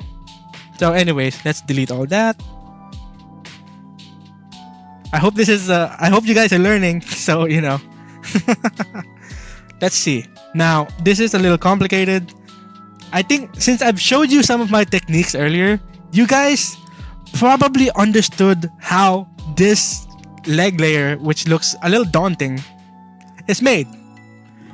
Because now you see it. Okay, now that's the same star brush pattern. Okay, the same lasso tool shading. Okay, star brushes, the prism stuff. Right. The same with this. It's like lasso pen shading, right? Although this one has some textures on it, you can just achieve this with some texture assets. Texture, what you call this? There's a name for it. Like texture for paper, noises or like that. Yeah, noise. Yeah, right. Because I tried to like try to imitate the graininess of the universe because of like specks of stars and like that, but like it wasn't noticeable, so it's a massive pain in the ass, right?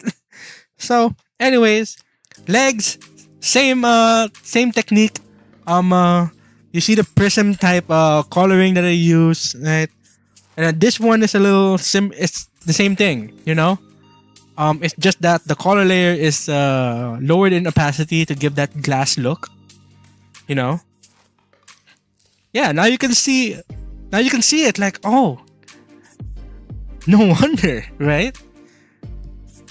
But it's just daunting because there's just so many stuff. It's just a little noisy, right?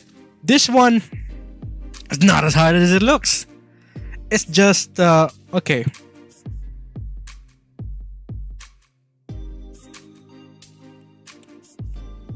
Let's see with this one, okay?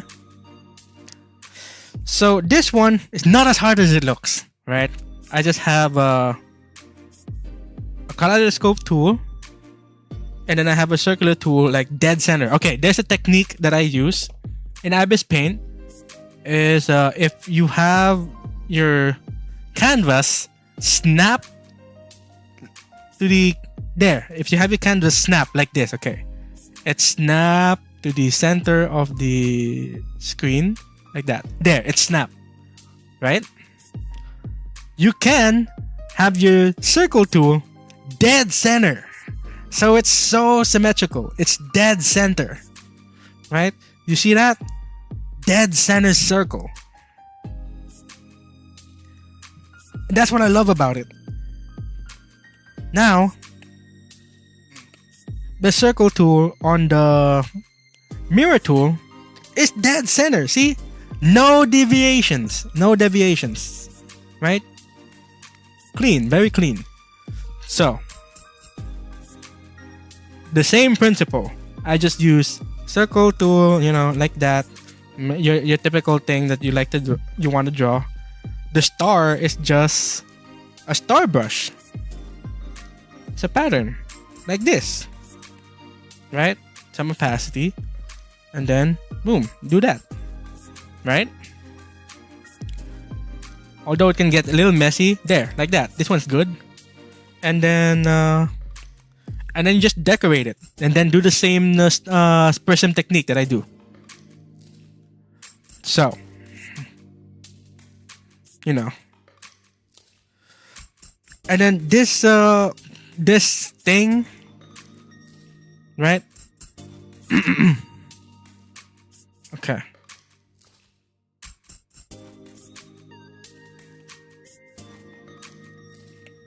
Okay, so there's this particular thing here that I like to draw. It's just doing this and then do some wave patterns like that and just fill in some shape. Like this. It's not that hard to doodle, You just have some flow in it, But I just did it in a circular shape, although it's on an outline brush, Now you can see it. I just use an outline brush, and I just follow along the shape, like this. Oh shit! I just follow along the shape like this.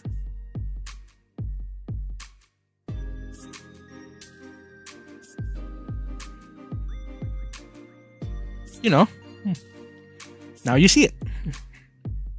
Although I got kind of creative, I have used circled stuff like this, right? You know.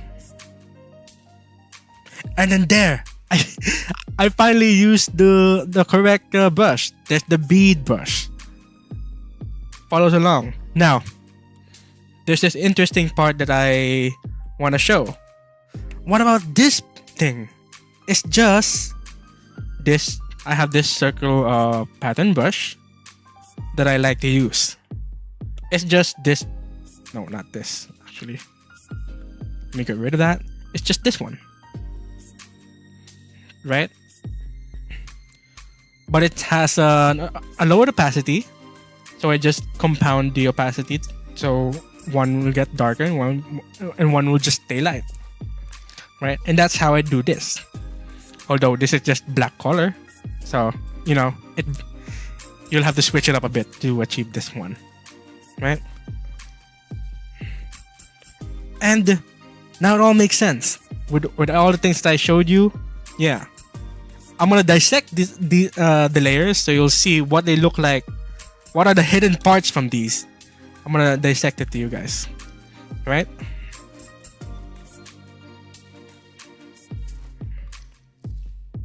Let me fill it up with white again. It's still a lot of layers. Although I showed some of my shortcuts, it's still a lot of layers. Still a lot of work. So, that's a lot of layers. What the fuck? I forgot about it. Whoa! Okay, that's a lot of layers. Okay, anyways. Layer 1. This is layer 1. Yeah, now you're seeing some of the hidden parts. Finally, it has the hidden parts get to show. Layer 2 looks like this. Layer 3 looks like this. See that? It's just circles and I just draw around it. Right? Give it some variations and all. Right? More layers. See? I like drawing these ones. I like it. I like drawing these ones. They're pretty fun. Right? Let's put that there. And then more layers are hidden here. There's a lot of hidden layers here. Right? Yeah, I really love circles, Yashi. Wait, let me read chat in a bit. So, GC the creator says, every technique is used for patterns and different things. True. Yeah. Nick loves balls? Shut the fuck up. Damn, okay. Anyways. More hidden layers are here. You don't see this thing. It's just this. See that? It's pretty funny. Funny little guys over there. Right? And then this is just a solid. And then this one too is just a solid. Although I got really playful with the prism part. Like there are circles in here. So, you know, I got really playful. And then some circle patterns in here. Give that disco looking look, you know, there. And then these. Some of these are not actually showing on the final piece. But I figured I'd put them anyway, just in case to show up in the animation. So this is layer 1. That's a lot of line art. See that? It's a lot of circle tools that I use here. So, you know, he loves them round, shiny, and bejeweled. Shut the fuck up. Damn, okay. So anyways, that's the part here. It's easily achievable with the techniques that I just showed earlier. It's just a little daunting, you know? It's just a little daunting. So, you know, it just stacked on top of each other. So anyways, let me undo all that and put them back together. So, you know, there. Next, this one is just the same thing as I showed in the arm, where I just showed some splatter neon dots and all, and just connect the dots, right? Let's see. Oh shit, the layers are separated. What the heck? So this is the star layer. I hid it. Some more color correction right here. The prism shading technique. Some line art that I made here. And yeah, some bucket tool color correction for variety. And that's the solid underneath all that. It's just that. It's just a bunch of airbrush coloring. It's just airbrushing. Really, it's just a lot of airbrushing action. Like, you know, it's just a lot of airbrushing action. Like, see, let me try to match the colors. That's the airbrushing that I did. I love using airbrushes. It's just very fun. You know, it's very fun. See, that's the color that I use. Yeah, that's the color that I use. It's just within this palette. So, you know, let me undo all that.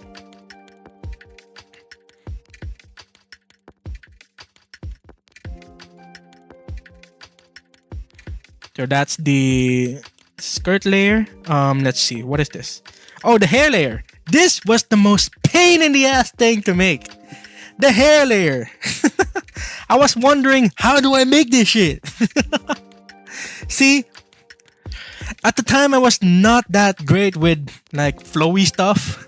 I had to find the correct science about it, but I was like, fuck it. Outline brushes. Let's use the outline brushes. Yeah, the outline brushes really does the job really easily, like this. So I just do that, and that's my hair. That's the hair. Let's just keep it solid like this, you know. Although there's some flow that I have to use and like that, you know. And I did it several times to give it some layers and depth, you know, and that's how I made it.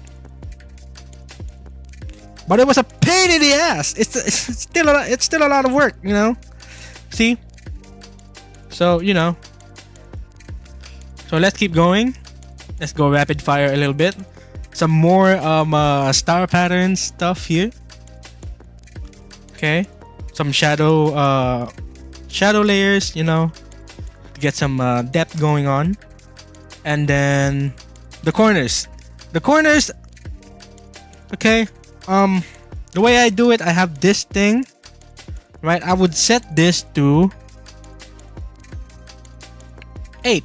So 8 is the number in the kaleidoscope tool where you can make a square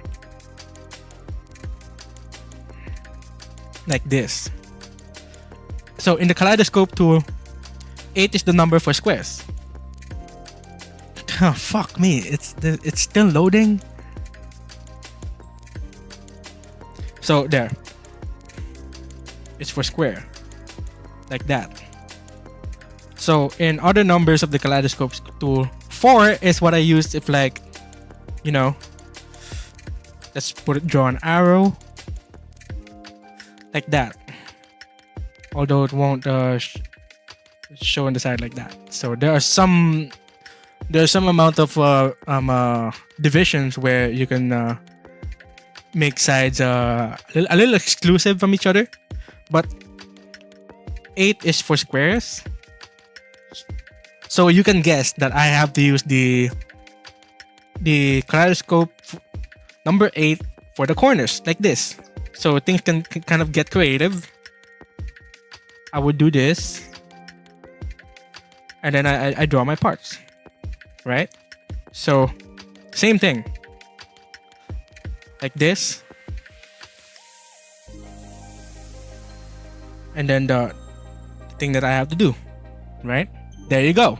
So what I would do, I would just split them up, and I'll just move them manually like that. It's a pain in the ass. There's no snapping or whatever. It's a pain in the ass. I have to count the numbers to make it match. And I'll count the numbers. I'll remember this number. I will do the same for the upper part here.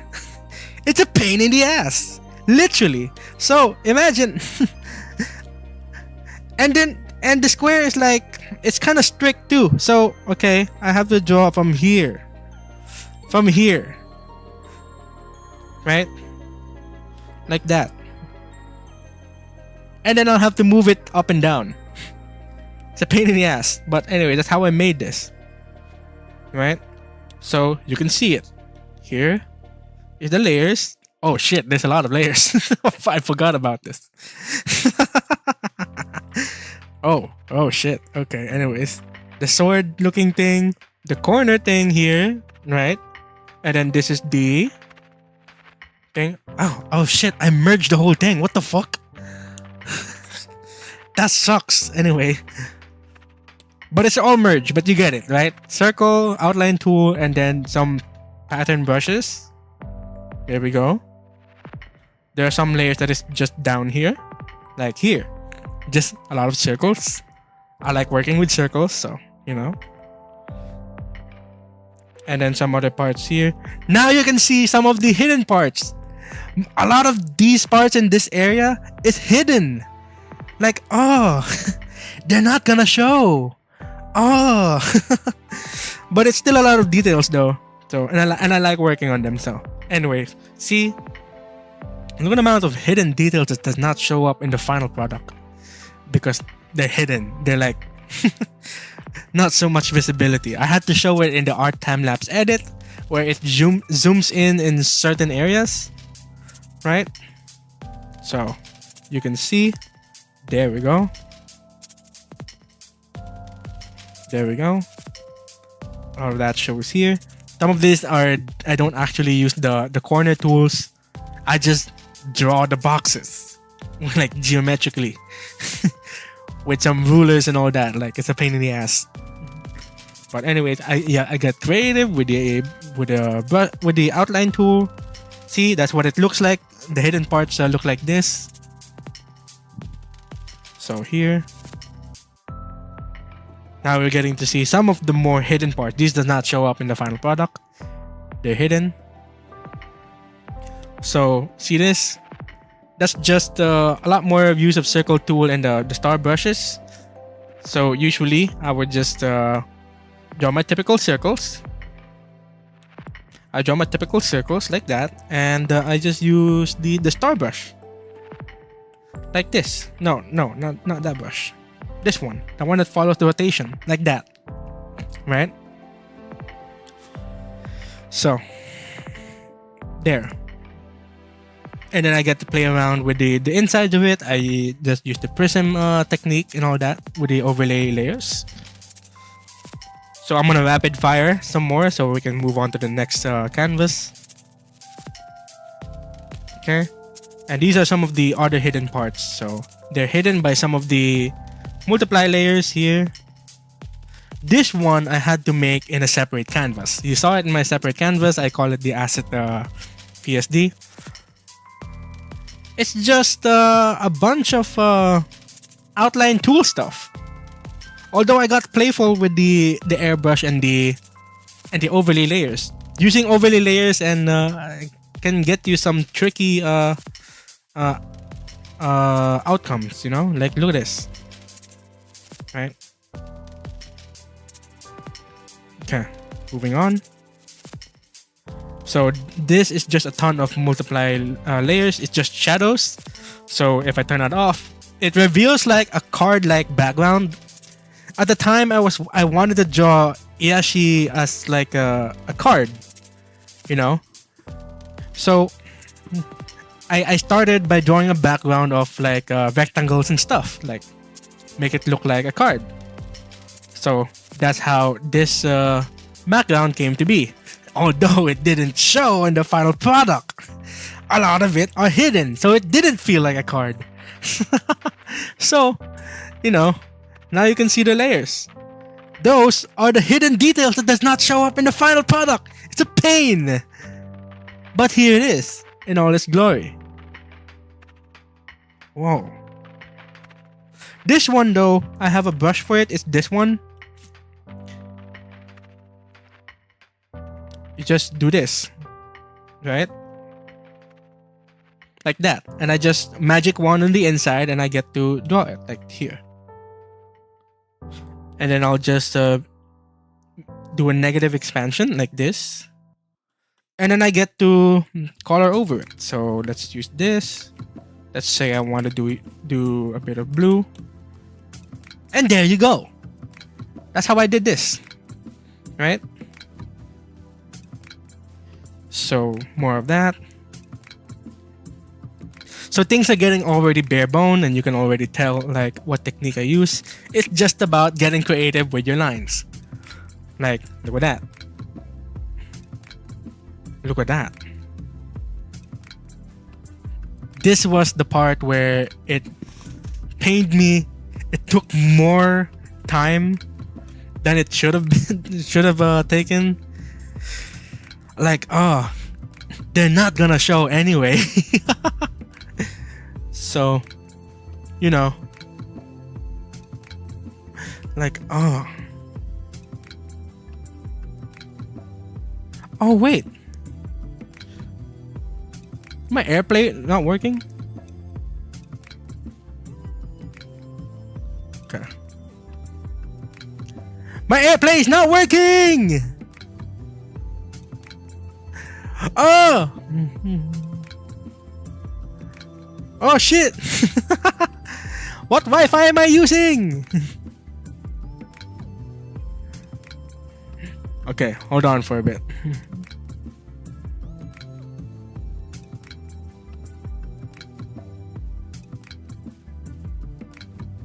It should work by now.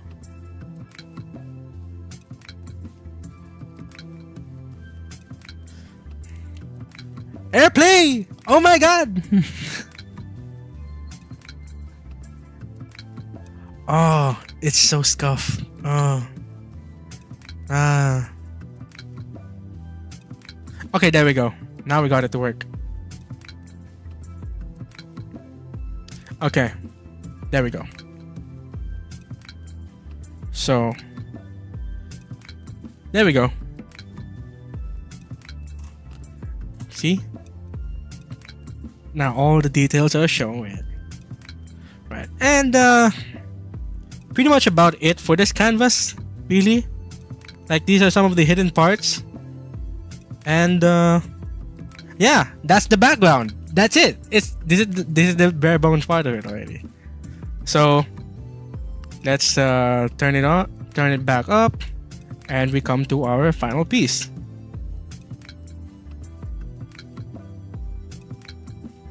Still a lot of layers.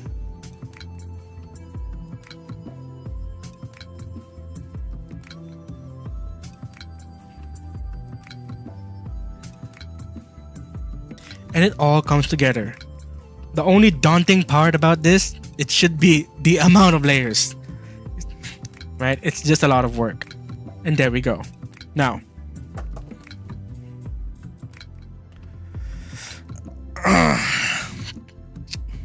Okay.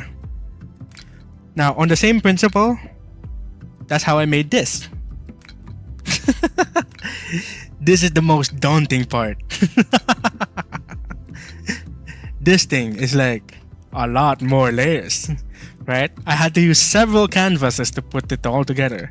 Like here, it's another separate canvas that I have to make just to make more parts, because I just cannot fit it all in one canvas. It started lagging my device.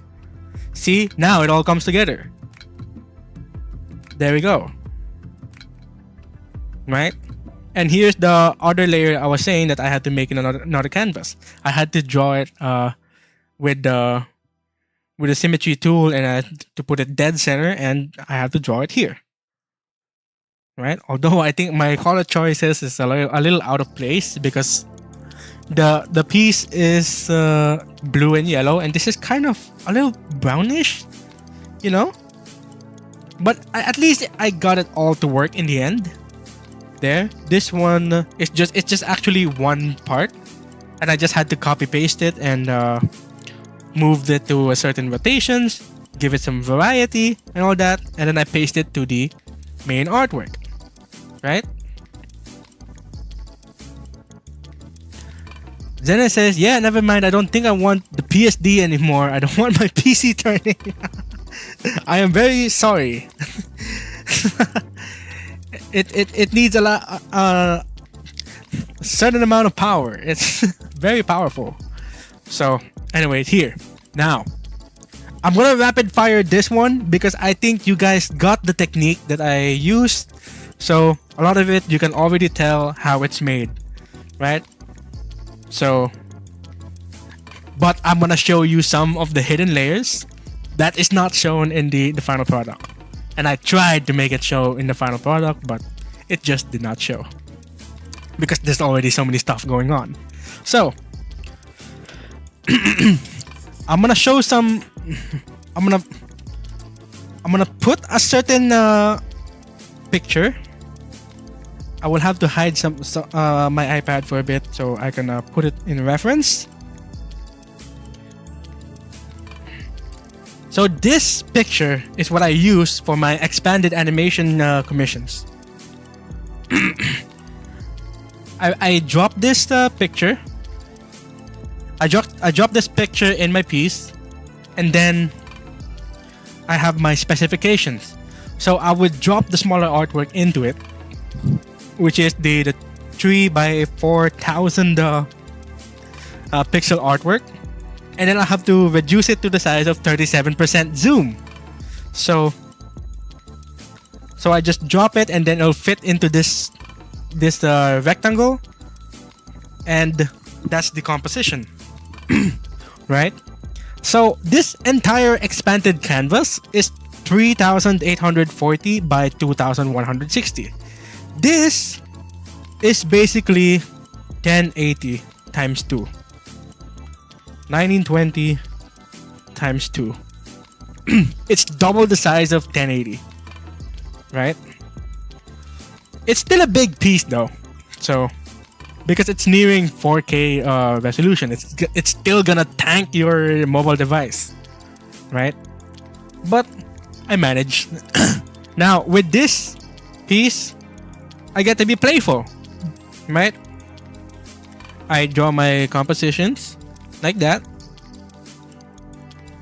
and I'm thinking, okay, this is how it's gonna go, and so on, and that's how it come to this, right?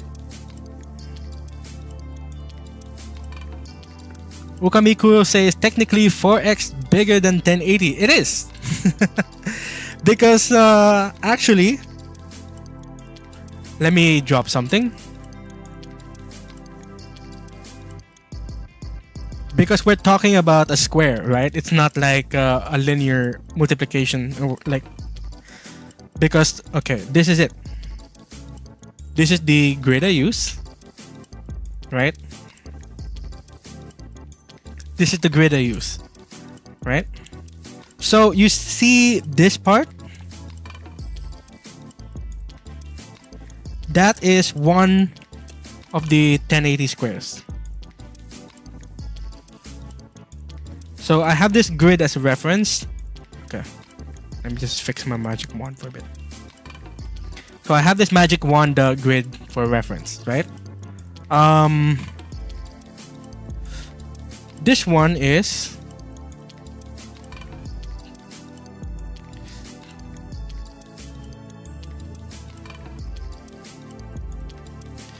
this one is 1080,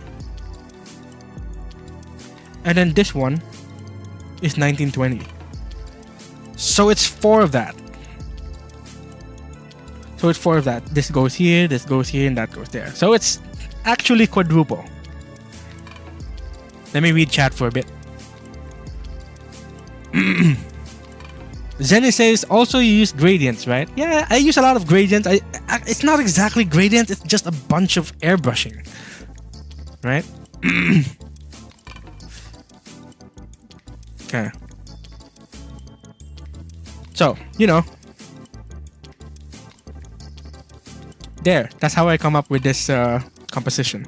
So anyways, here we go. Let's me dissect the PSD. So obviously it comes with a watermark. You know, the typical watermark has to be there, right? And then I have some sparkle brushes, sparkle effects for texture or whatever it is, right? I'll hide that. And then there is some vignette multiply layer like this. So we're getting a little raw colors are showing. and then color dodge, and then more overlay color correction, because this is what it looks like in the final piece, but it's color corrected, so the raw color actually looks like this. It's very blue, right? So, you know. So let's start with the topmost layer. The topmost layer is like it's like these ones. This is the part that I did not like the most, because I don't know what I was going with this. So, you know, this is one layer. This is another layer. It's just a shadow layer. So that's another layer. So the shadow layer is used to pop out the one on top, right? And then this is the actual layer. So going further, there are some parts that are hidden here.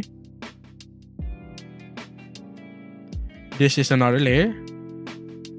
And then those are some hidden parts, right?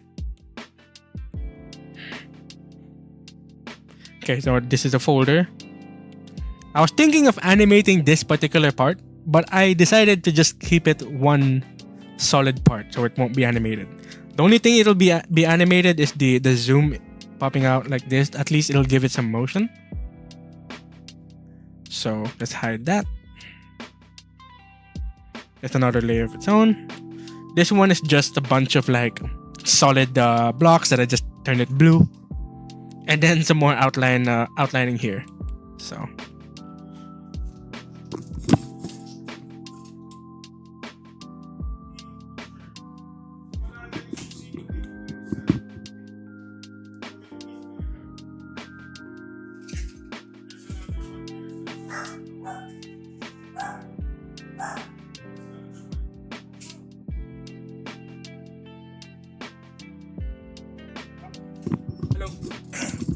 Oh, sorry about that. Anyway, I'm back. So that's another layer. That's another layer of its own. Okay, so that's all of that part. So now we're beginning to see some of the more hidden parts. This thing just extends all the way to the top, right? I kind of like the look, how it looks like it's melting down here. I kind of like that part. So, you know. So let's keep going. I'm gonna rapid fire for a bit because you already got the gist of the techniques and all that. So, but I just like this part where it feels like it's drooping down like that. I don't know, something about it kind of reminds me of like the organ piano, and I like it, so I kept that. So gotta hide that. So originally the piece does not have those yellow things that are just hanging. So originally it looks like this. Like without all that, it looks like this originally.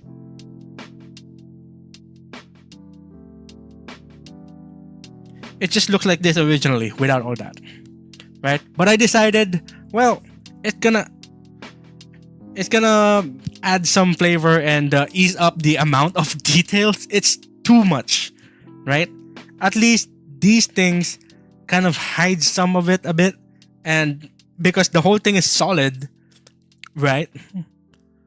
You know, it feels really clean and like you know what I mean?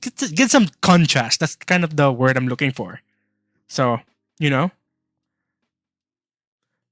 So let's get back to hiding more of it. So that's what it looks like. And then this one here is just a bunch of straight lines and pattern brushes. Like you can tell, like there's a mirror tool that's being used in the middle here, right? And I still didn't use my bead brushes. It's a pain.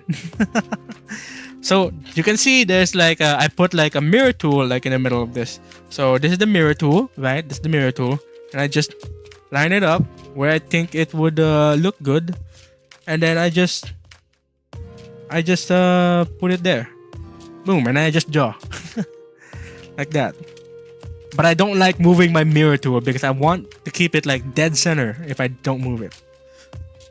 Anyway, I want to keep going while I hide this artwork that is in the center, because you've seen this, right?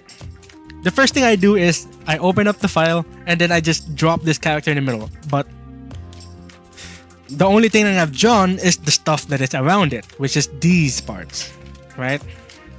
So now it feels a lot more simple. It's less daunting now because this is just the part that I draw. Maybe just cut it in half like this, and that's all the part that I draw. It's just mirrored to the other side, right?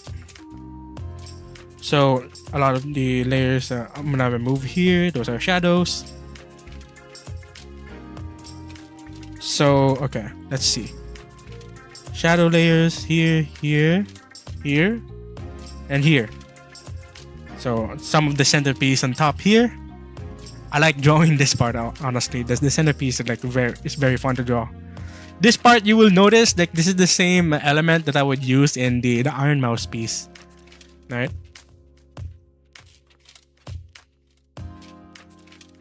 I'm lagging. Okay, anyway. So some of the elements here that I drew here feels like the stuff that I draw in the Iron Mouse piece. It's like it's the same element, crosses and like that, you know. Anyway, let me rechat for a bit. Yo, Ruby-chan, your T-Mom? Dang! Welcome to the stream. Hope you enjoy your stay here. I'm almost about to end stream because like I'm in the final piece and I'm like rapid firing the whole thing. So, you know. I miss you, dang! I miss you too. It's been a while. Yeah. Good to have you here. Alright? Alright, I'm gonna get back to it. I'm gonna rapid fire the layers so you guys can see everything in it, and I'll end stream because it's getting late. It's 11:30 p.m. I promised the stream is gonna be until 10:30, but we went an hour longer. So, you know, I'm gonna rapid fire. So, you know, let's get going.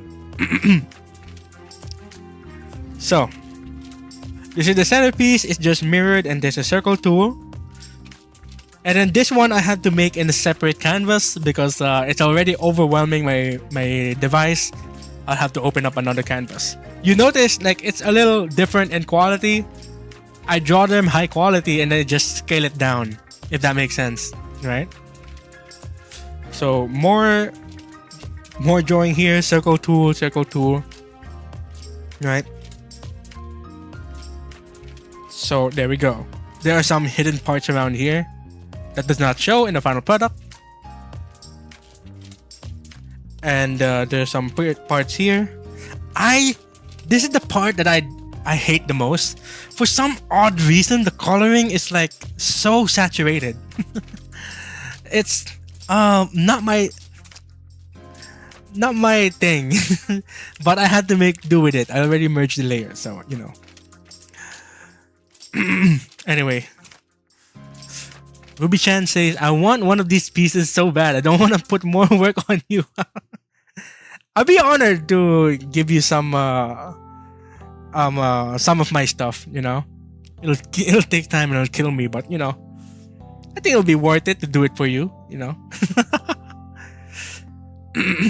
Mythos is already killing me. But I kind of love it for some odd reason. I wonder why. Anyways, let's move on.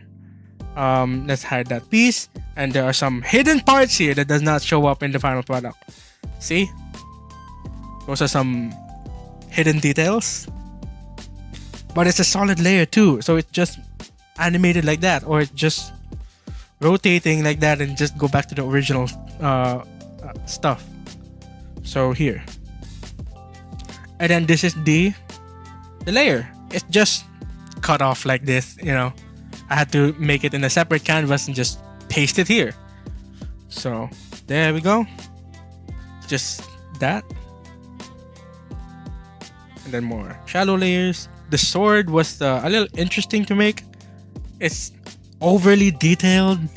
A lot of it didn't show, but I had to show it in the animation, so I have to give it even more motions. So, you know. Yeah. So let's hide that.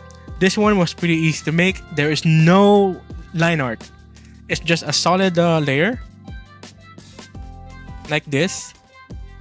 I can demonstrate it to you. It's just drawn like this, and then copy, and then color dodge, and it'll turn white. And that's the goal, because it has to turn white when you put color dodge on top of it, right? Like this, it shows white. And then I go Gaussian blur. Actually, why is it on? No, it's correct actually. So Gaussian blur, bring it up a bit. Why? What the fuck? Okay, there. Why is it not showing? Gaussian blur. Here. Like that, right? Why does it look like it's not glowing? Is it because it's not merged like that? Okay, and then when you merge it, it shows this glowing thing, right? You can play around with it before merging it. Maybe have it some gradient like this with the airbrush tool. Have some variety and all that. Maybe this one will go a little brighter in the end, and then I'll just merge it, and then boom, we got this. But I used a circular tool and a kaleidoscope tool to make this look like this. So anyways, more shadow layers. Gonna hide those. Okay, this is some of the parts here. Some of the parts are hidden actually, because the cross. Where are the cross parts? The heck? It's here. Here. Okay, there we go. There's a lot of layers. Fuck. So I have to alternate some of the layers just so that in the final animation it's not touching each other. So here, see this? This is one layer. This is another layer. And they're alternate. So this one is the outline layer in the back, and then this is the shadow layer in the back, like this, right? With the same star technique that I showed you. That's how I come up with this. So let's hide that. The same principle with this one is just alternate visibility. This is the outline layer. Gonna hide all that. And then we got to this part. It's just circle tool, mirror tool, and then come up with this shape. So let's zoom out. And still got a lot more to go. Got more dissecting to go. So more shadow tools here for the contrast.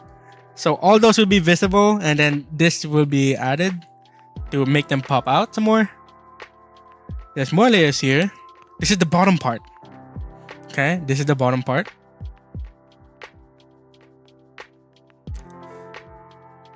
That's one.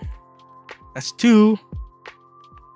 And then that's a lot of like ring part. They're just very thin parts, but they're just outline brushes and shapes like that. So let's hide all that. And then more shadow layers like this. And then this is just, they're just small details like here. Like this. Try to figure out how these are made. It's just circle and then color and then the same star technique that I showed earlier. The same with this. It's just that. And we still got a lot more going. Right? Here, this is just copy paste. Like, I think you've seen the lowered version of this one is just here somewhere. This one. It's copy paste actually. They're the same parts. Because I don't want to work up some more parts. So I decided, I'll just copy paste. So here we go. I'll hide that. I'll hide this. And even more hidden parts are now showing, finally. These do not show in the final product. Like, pain. So, this one is like one of them. I tried to make like a medallion type thing. So, it's just a bunch of like outline stuff going on. Like this. Although just a bunch of squares like this. like that. And I went all around it. It's like a pain.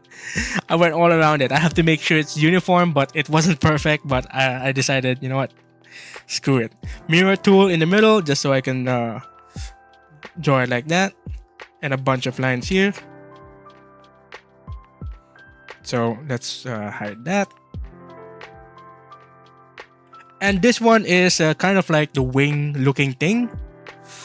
I just have to draw them in this shape. And then same principle, it's just a lot of layers. So that's 1. That's 2. And this is 3. This is 4. 4 is here.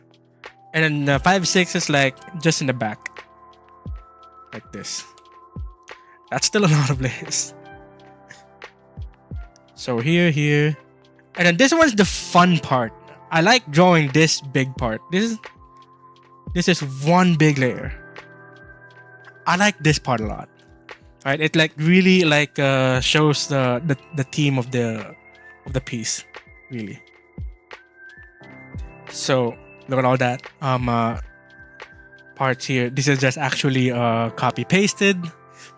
This is the original one. I just copy paste and rotate it to here, right? Like as I rotate them, the quality kind of like changes. Like look at that. Like why does it look like that? Like that's like that's so weird. Damn. So okay. Anyway,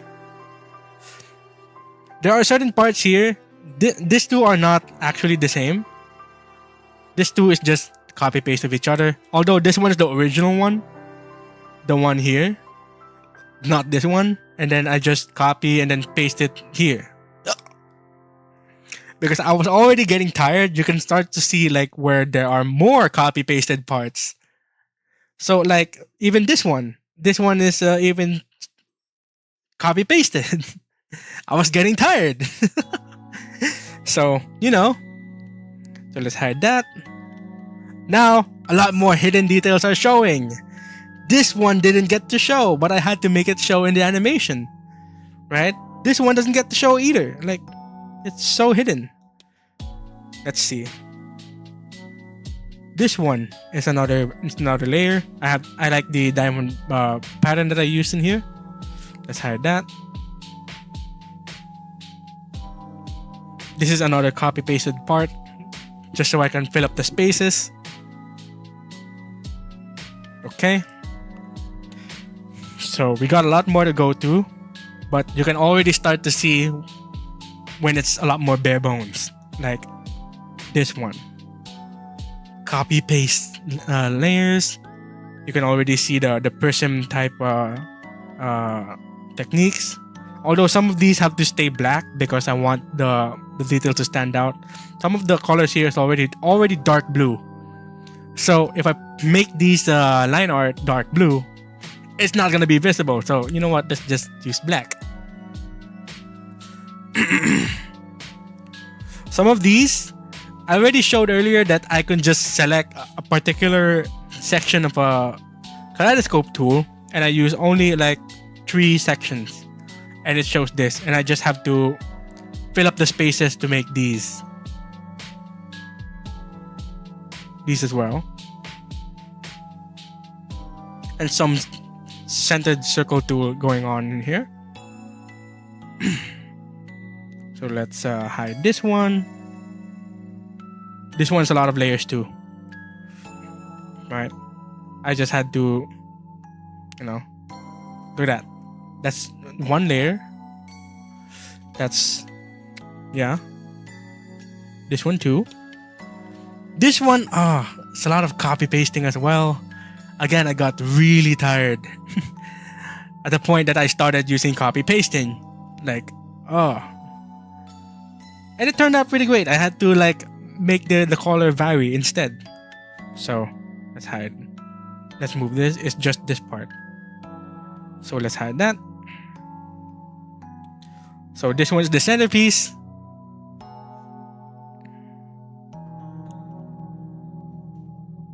This one's the centerpiece here. That's all there is to it, actually. And then some of the hidden parts actually are here. That did not show. I had to extend some of the diamond pattern just to make sure. You know. So let's hide this. Here we go. I've showed my technique earlier. It's just outline brush and then a bunch of doing the same thing here. Downward like this. So let's look at that. Wait, is it the upper layer? No, it's not. This one is.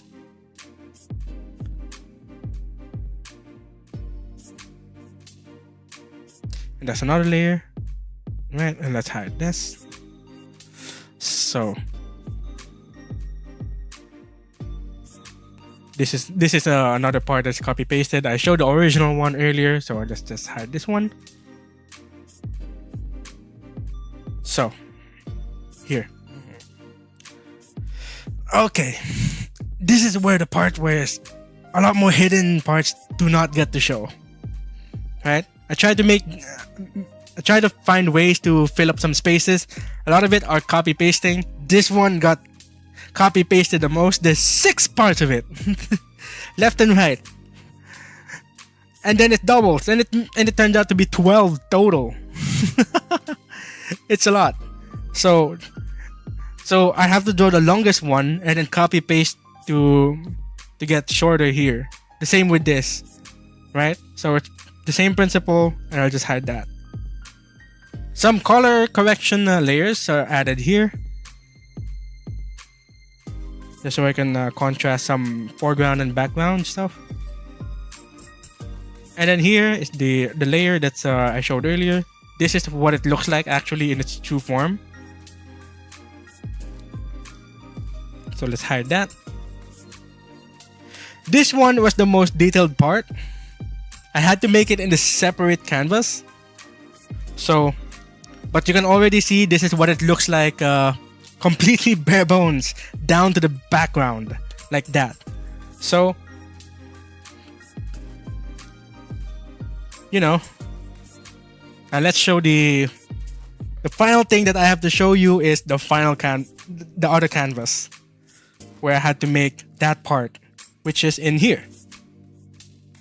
I have to make some of the other parts in the other canvas because my device starts to lag. See, you can already see the warning: to improve performance, please reduce the layers and all that. So this is where I drew one of the circles in here. This part goes here. That's a lot of layers. Look at that. That's one layer here. Actually, the original layer for this one is down here, but this is for, like, you know, for pasting it to the main canvas. So let's show that. It's this one, right? The separations are here too. So one is here. The separations are all in here. So this is so without the line art, it looks like this. It's very it's very interesting actually. So you've seen some of the overlay prism techniques here, even more so in the blue parts. So let's hide this. This one looks more like the wheel in the boat thing, but I thought it was interesting, so I drew it like this. It's still a lot of layers too, like this. See that? I've showed this earlier, like when I was demonstrating the separation. So let's hide that. This one is by far the most interesting one. This one goes in the you know, here. Let's start with the shade in the very back, and this one is the part that I have to make. I have to do several techniques to nail this thing. I had to do the mirror thing, and then use the select a certain section to draw on, like this. and then I get to work. I showed you the way I use my outline tools, my outline brush to make these details. And there you go.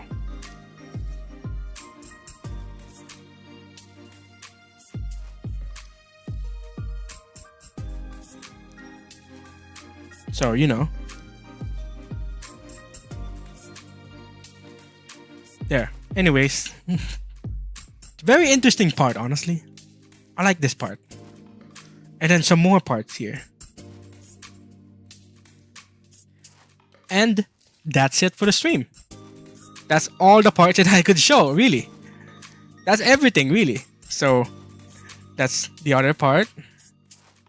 That's one other part. And there it is. So that's all the layers and separation for this particular piece. Oh my god, that's a lot. Okay. Ruby-chan says, Jelly, look at the DMs. Sorry, it's bad quality. I made it in like 2 minutes. Okay, I'll check it back. I'll check it. Okay. So, let's go on the chatting screen.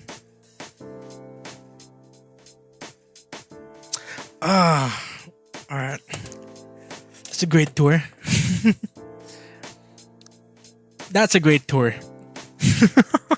It's a lot of layers. Oh my god. Anyways, so I'm gonna check on the DM that Ruby-chan sent. Okay, what is this? Oh! It's a fan art! That looks great! I've not received fan art for a long time, so this is technically what, the first fan art ever since my return? Wait, I'll show it on stream. Oops. First fan art since my return.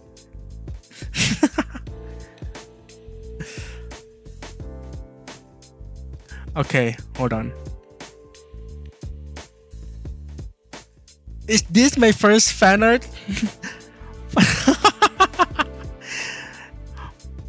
Wait, I have to resize it a bit. There we go. First fan art since my return. Let's go.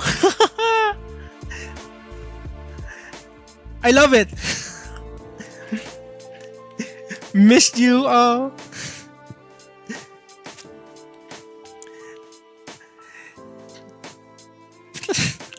I feel like a proud dad in here.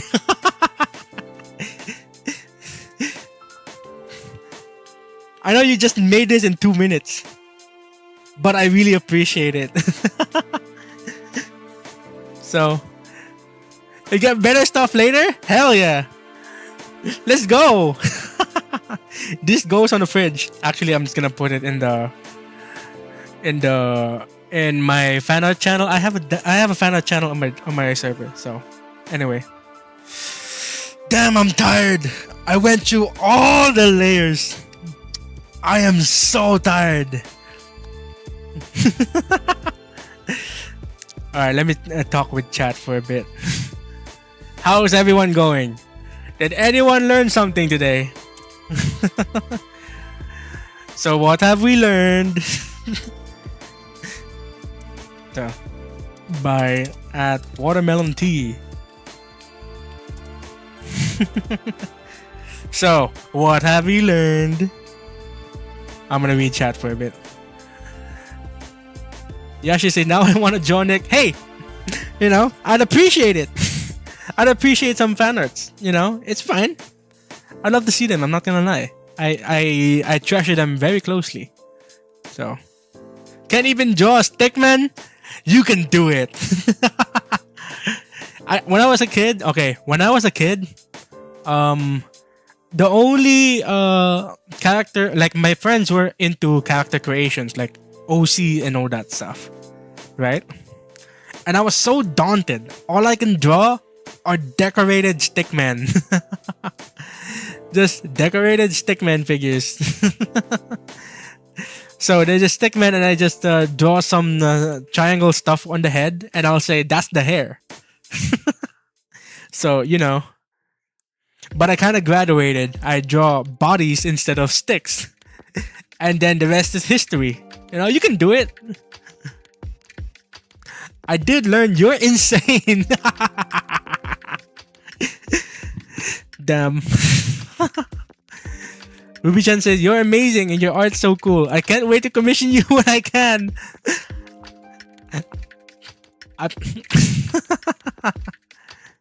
I'll be honored. Hey guys, look! It's August 15th!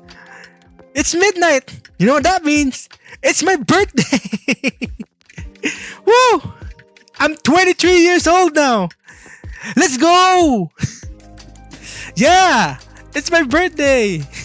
Fuck yeah! Where's the... Okay.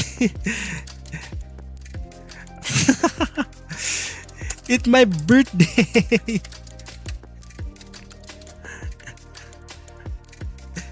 Yeah! August 15! Let's go! Bit character says, I learned Nick is a masochist who loves balls! What? The fuck?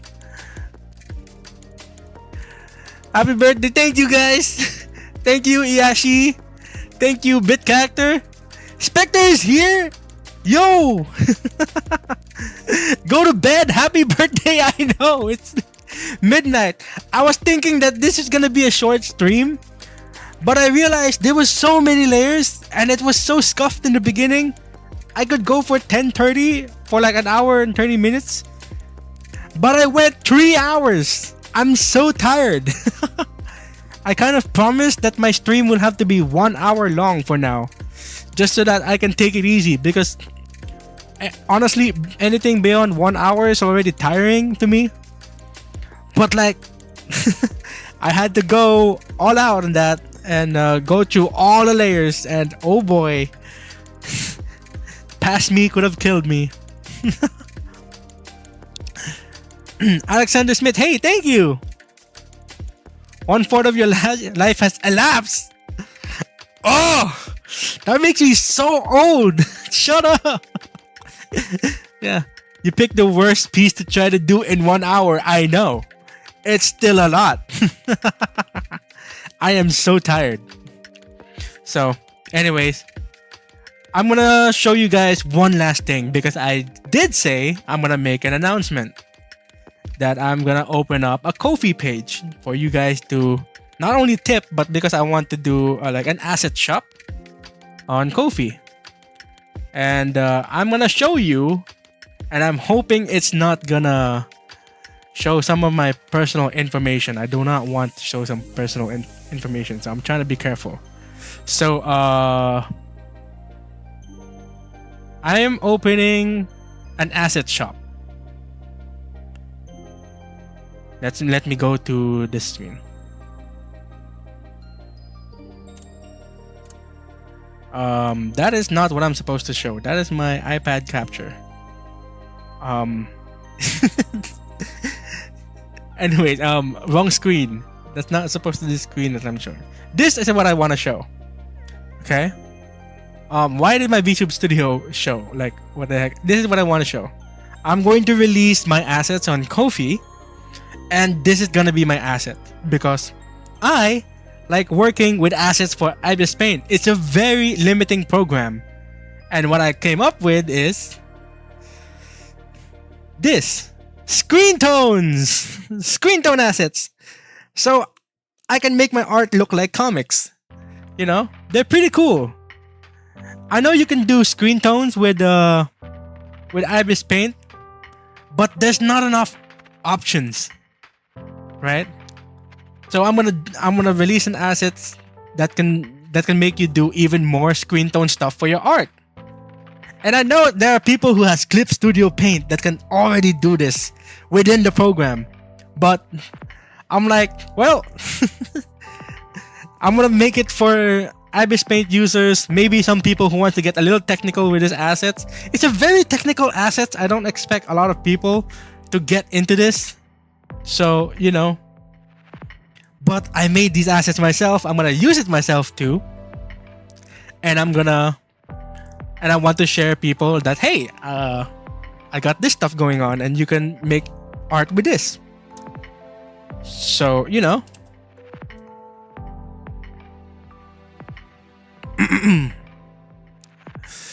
So I'm also gonna share my my brushes in Ko-fi as well. So the stuff that you saw, like the pattern brushes, the outline brushes, the other brushes and all that, I will make it available as well, and some other assets as well. You know, they are very technical assets. I don't expect everyone to know how to use them. I will try to put like a README notepad for like instructions and how you can use it. It's very niche, but I'm opening up an asset shop, and I'm gonna fill it up with other things as well. So, like, you know, coming soon.